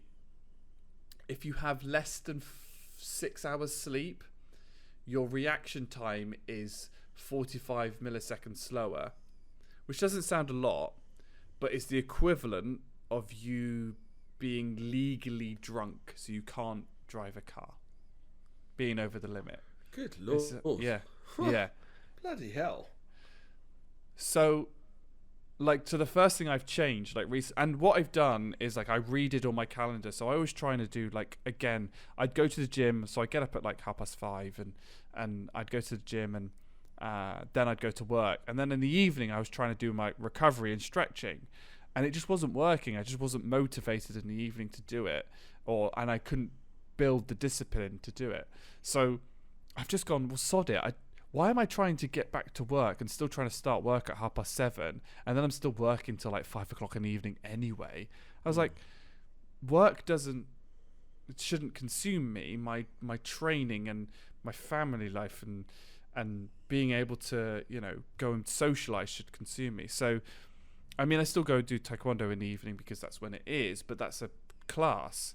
So now I'm just spending, instead of an hour and 15 minutes or so at the gym, I'm probably spending an hour and 45 minutes because I'm doing half an hour of stretching and recovery. And then in the evenings, instead of worrying about like, oh, I'm trying to get a stretch in and clean the flat and cook dinner, I'm just cooking dinner, sitting down and watching some television, turning off all electronic devices an hour before, getting a meditation session in. I haven't done it properly, which is why I haven't marked it on my health thing, and I'm going to bed. And there's been a couple of times, especially over the weekend, I was going to bed at like 8:30, but going to bed at 8:30, and if I fall asleep sort of, let's say, within 10-15 minutes, which I'm normally like a light switch like this, I do have that advantage, but 8:30 to 5:30 is 9 hours. It's bang on 9 hours, and my watch has been telling me sort of 8.5, and the level of energy that I've just had with this additional recovery and things like that. There is a point to this, by the way, in terms of like what our next choice is.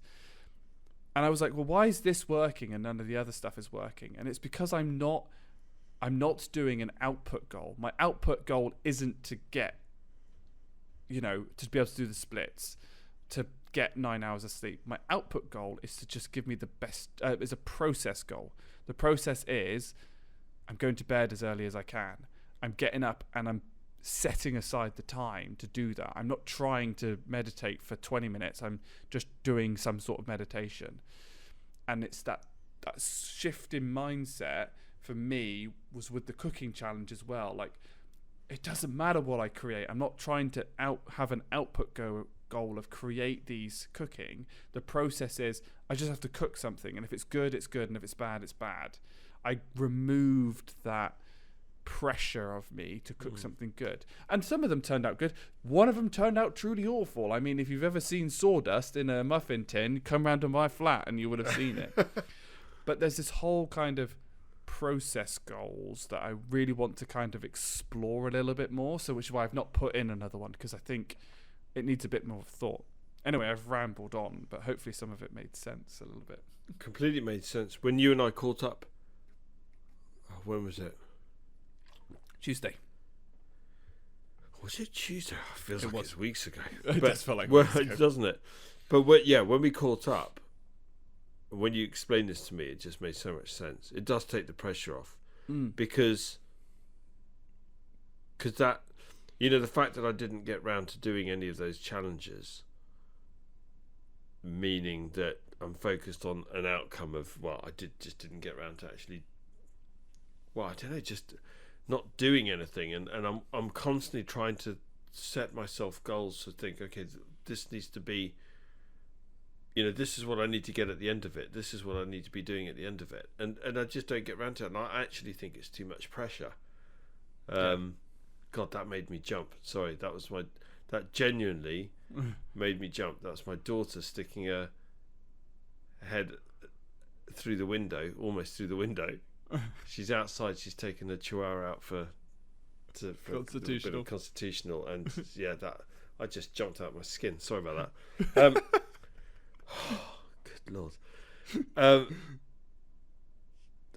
Where was I? So that you're right. The process goal is important. So something that you said which really resonated was, don't set yourself a goal of, right, I'm going to meditate 20 minutes every night. Set yourself the goal of, I'm going to meditate. So don't have an outcome. Don't have an outcome. Just think, well, if I can even sneak in a 30-second meditation, even if it's just sitting back and doing some deep breathing for 30 seconds, it's better than nothing. Yeah, there was one of the podcasts that I've listened to. So I'm basically starting from the beginning, and one of the podcasts that I'm listening that came up was about, you still do need output goals eventually, but you need output goals that have no external factors. So most Olympians don't set, I want an output goal of winning a gold medal, because the weather could be bad. Somebody could have just trained harder. You could injure yourself. Blah, blah, blah. There's loads of factors that prevent you from achieving that output goal. So most will go, right, I've got an output goal to get my personal best to 22 seconds for the 200 meters. Because I can't think of her name. Is it Felix? One of the gold medalists for the 200 meters. It's American. She was American. And you can still have that, but then what she's done is she's instead developed small micro process goals. So basically her process goals are, I'm not aiming to do that. Basically, I'm just going to train, I'm going to train 3 times a week on this, and 2 times a week on this, and 1 time a week on that. And that process goal then helps her develop it. Now that still, to me, is still a bit outputty, because there's still numbers attached to them. Whereas my kind of process goals going forwards, and I really want to understand a little bit more of the science behind it, but the process goals that I kind of want to set for myself, especially as we kind of, this will be the December podcast, so as we come into like the new year and look at like New Year's resolutions, for me is about that consistency. I'm not trying anymore to be the best taekwondo athlete or the best runner.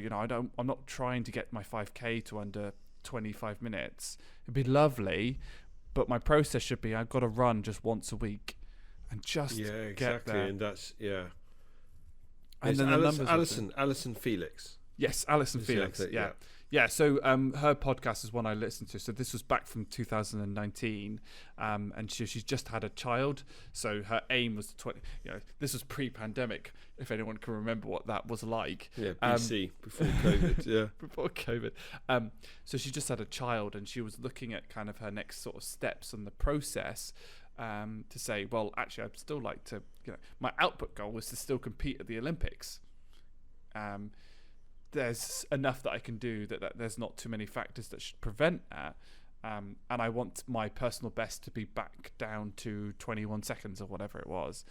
But she just had a child. That's like a major kind of change that both me and Jerry, I suspect, can't really appreciate that much. But it's still something that's achievable. So she's got process goals to say, right, I'm different to where I was before, so I've got a new process to train this and a new process to train that. So I've not got it perfect.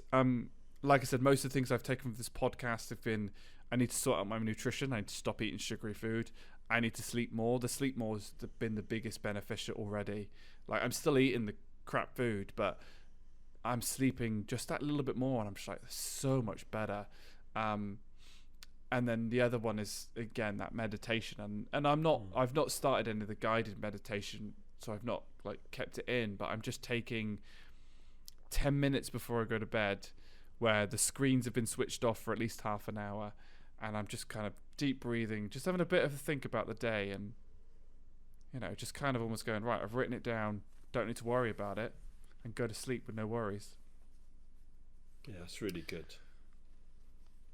That's really good. I mean, I think it's one that you and I'd certainly like to have some follow-up conversations with you about that. Yeah. Definitely. I think, and we'll delve deep into it. And I'm more than happy. Like, I mean, I'm worried that I'm probably going to bore everybody with my like thoughts and philosophies on how I'm trying to improve myself. Because I think I remember, did I raise this where I was talking about? I think I raised it last podcast where I was like, I'm trying to be a better human being, but because I don't listen to the important stuff, I'm not being a better human being. Well, I'm no longer trying to be a better human being. I haven't got that want. My process is to now just be the best person that I can. It's not about trying to achieve a specific goal. It's about just going, I can be better than this. The recycling is a really good example where I'm just like, I'm just going to be a bit more conscious of that. There's going to be days where I'm not going to be good at it. So, and I think the beauty of that is it's change that's coming about more naturally. Yes. In that approach, so it's more sustainable. Yes, it's a sustainable change that I'm making. Yeah, it's a lot slower. Like, so, but, fine, but sustainable. Yeah. So, like I set up the recycling stuff, but I still drove back like a little bit of a maniac and probably burnt too much fuel today, and I, cursed somebody who cut me off. So, now I just need to use some of the tools and techniques that can go, right, I need to just, bring it back down to a normal, sensible speed, shave off 5 miles an hour, save, 20 kilograms of fuel or whatever it is. And, you just build them in slowly. And there'll be some that I won't build because I'm not perfect, and I don't think either of us are trying to be human. No, some people question that, but we are human. We are human. So yeah, I mean, so for the listeners, we're not going to do another one. I think we're going to take December to kind of, I think, consolidate our thoughts, regroup. Yeah. Have a think, reflect. And Jerry's really harsh on himself, but he's still reading every day, which I can't do. I don't enjoy. I'm not going to do. I love it. And we're still drinking water and trying to make the right choices. I think it's worth, like, at this halfway point of the year. It's our 6th podcast, 6 months in. Yeah, I think it's a good time to kind of regroup and then prepare for whatever's next. I agree. Does that deserve a wow? It does. Brace yourself. Here we go. Wow. It does, yeah. We're at the end, Jerry, I think. We are. It's been a long one, this one. I've really enjoyed it. By the way, I loved the fragrance conversation, and I loved how deep we got some things. And I think we're not going to always be... I think we can talk about these subjects, and I think it shows the human side to us, as well as, we'll put a humorous spin on it. Look, we did the Battle of podcast, and that was just pure silliness. It was the whole, just hours of silliness, right? But this is now something where it's been informative. It's been really insightful. It's been quite meaningful, quite deep. We've had some humor in here. It's great. This is exactly what it was about, Dom. Yeah. When we set about doing this. This is exactly, take this podcast. It's got the mix of everything. Yeah. Hasn't it? Right? Yeah, even if it's So just a it's 2-3 hour therapeutic session for me and therapy session for me and Jerry. Yeah, I feel better and I smell better. I don't. Not yet, anyway, but I will do. Yeah, that's smelling good. And we do have a battle off coming up in a couple of We months' do. time, which is going to be fun. So I'm looking forward to that. Jerry, final thoughts? I think my final thought is what you said earlier. So we peaked too soon Yeah, with the we did final peak. thoughts. But I want to take what you said, which is... We need to remain in the present. It's called the present because it's a gift. I mean, what a way to end the podcast. Yeah. On those words. Yeah. Just Perfect. Yeah. Thank you very much, listeners, for listening to probably what is going to be our longest podcast, but hopefully our most informative. Jerry, I absolutely love the fragrances. I'm really looking forward to getting stuck in and exploring that. Yeah. And thank you for giving me the airtime on it, on something that I feel so passionately about. Yeah. Also, big thank you to you for talking about progress. It's a game changer in terms of, I mean, it really is.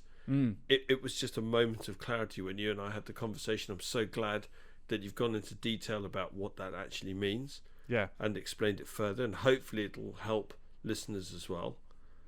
Yeah. So thank you for that. Absolutely brilliant. My pleasure. And I've learned a lot. Like I had a big epiphany moment, and there's always that little bit. And I won't go into too much, but you had that when you hit rock bottom, and then you kind of suddenly. And last Thursday was a little bit of a like, oh, what have I done? And then it was like, okay, I spoke to people. Epiphany moment. I got it. I get it now. I get it where we are. Yeah. And also, just also have to say, kudos to you. Well done on your challenge, meeting the challenges. Yeah, I don't think I want bread anymore, though. But you've done it. You can tick that box. Fair play to you. That's the cheesecake next. Thank you to all those that submitted questions. We absolutely loved them. Yevgeny, you might need your ladder back at some point because we've borrowed your rope ladder to climb out. And hopefully we answered them to the best that you expected or wanted. We shall leave it there.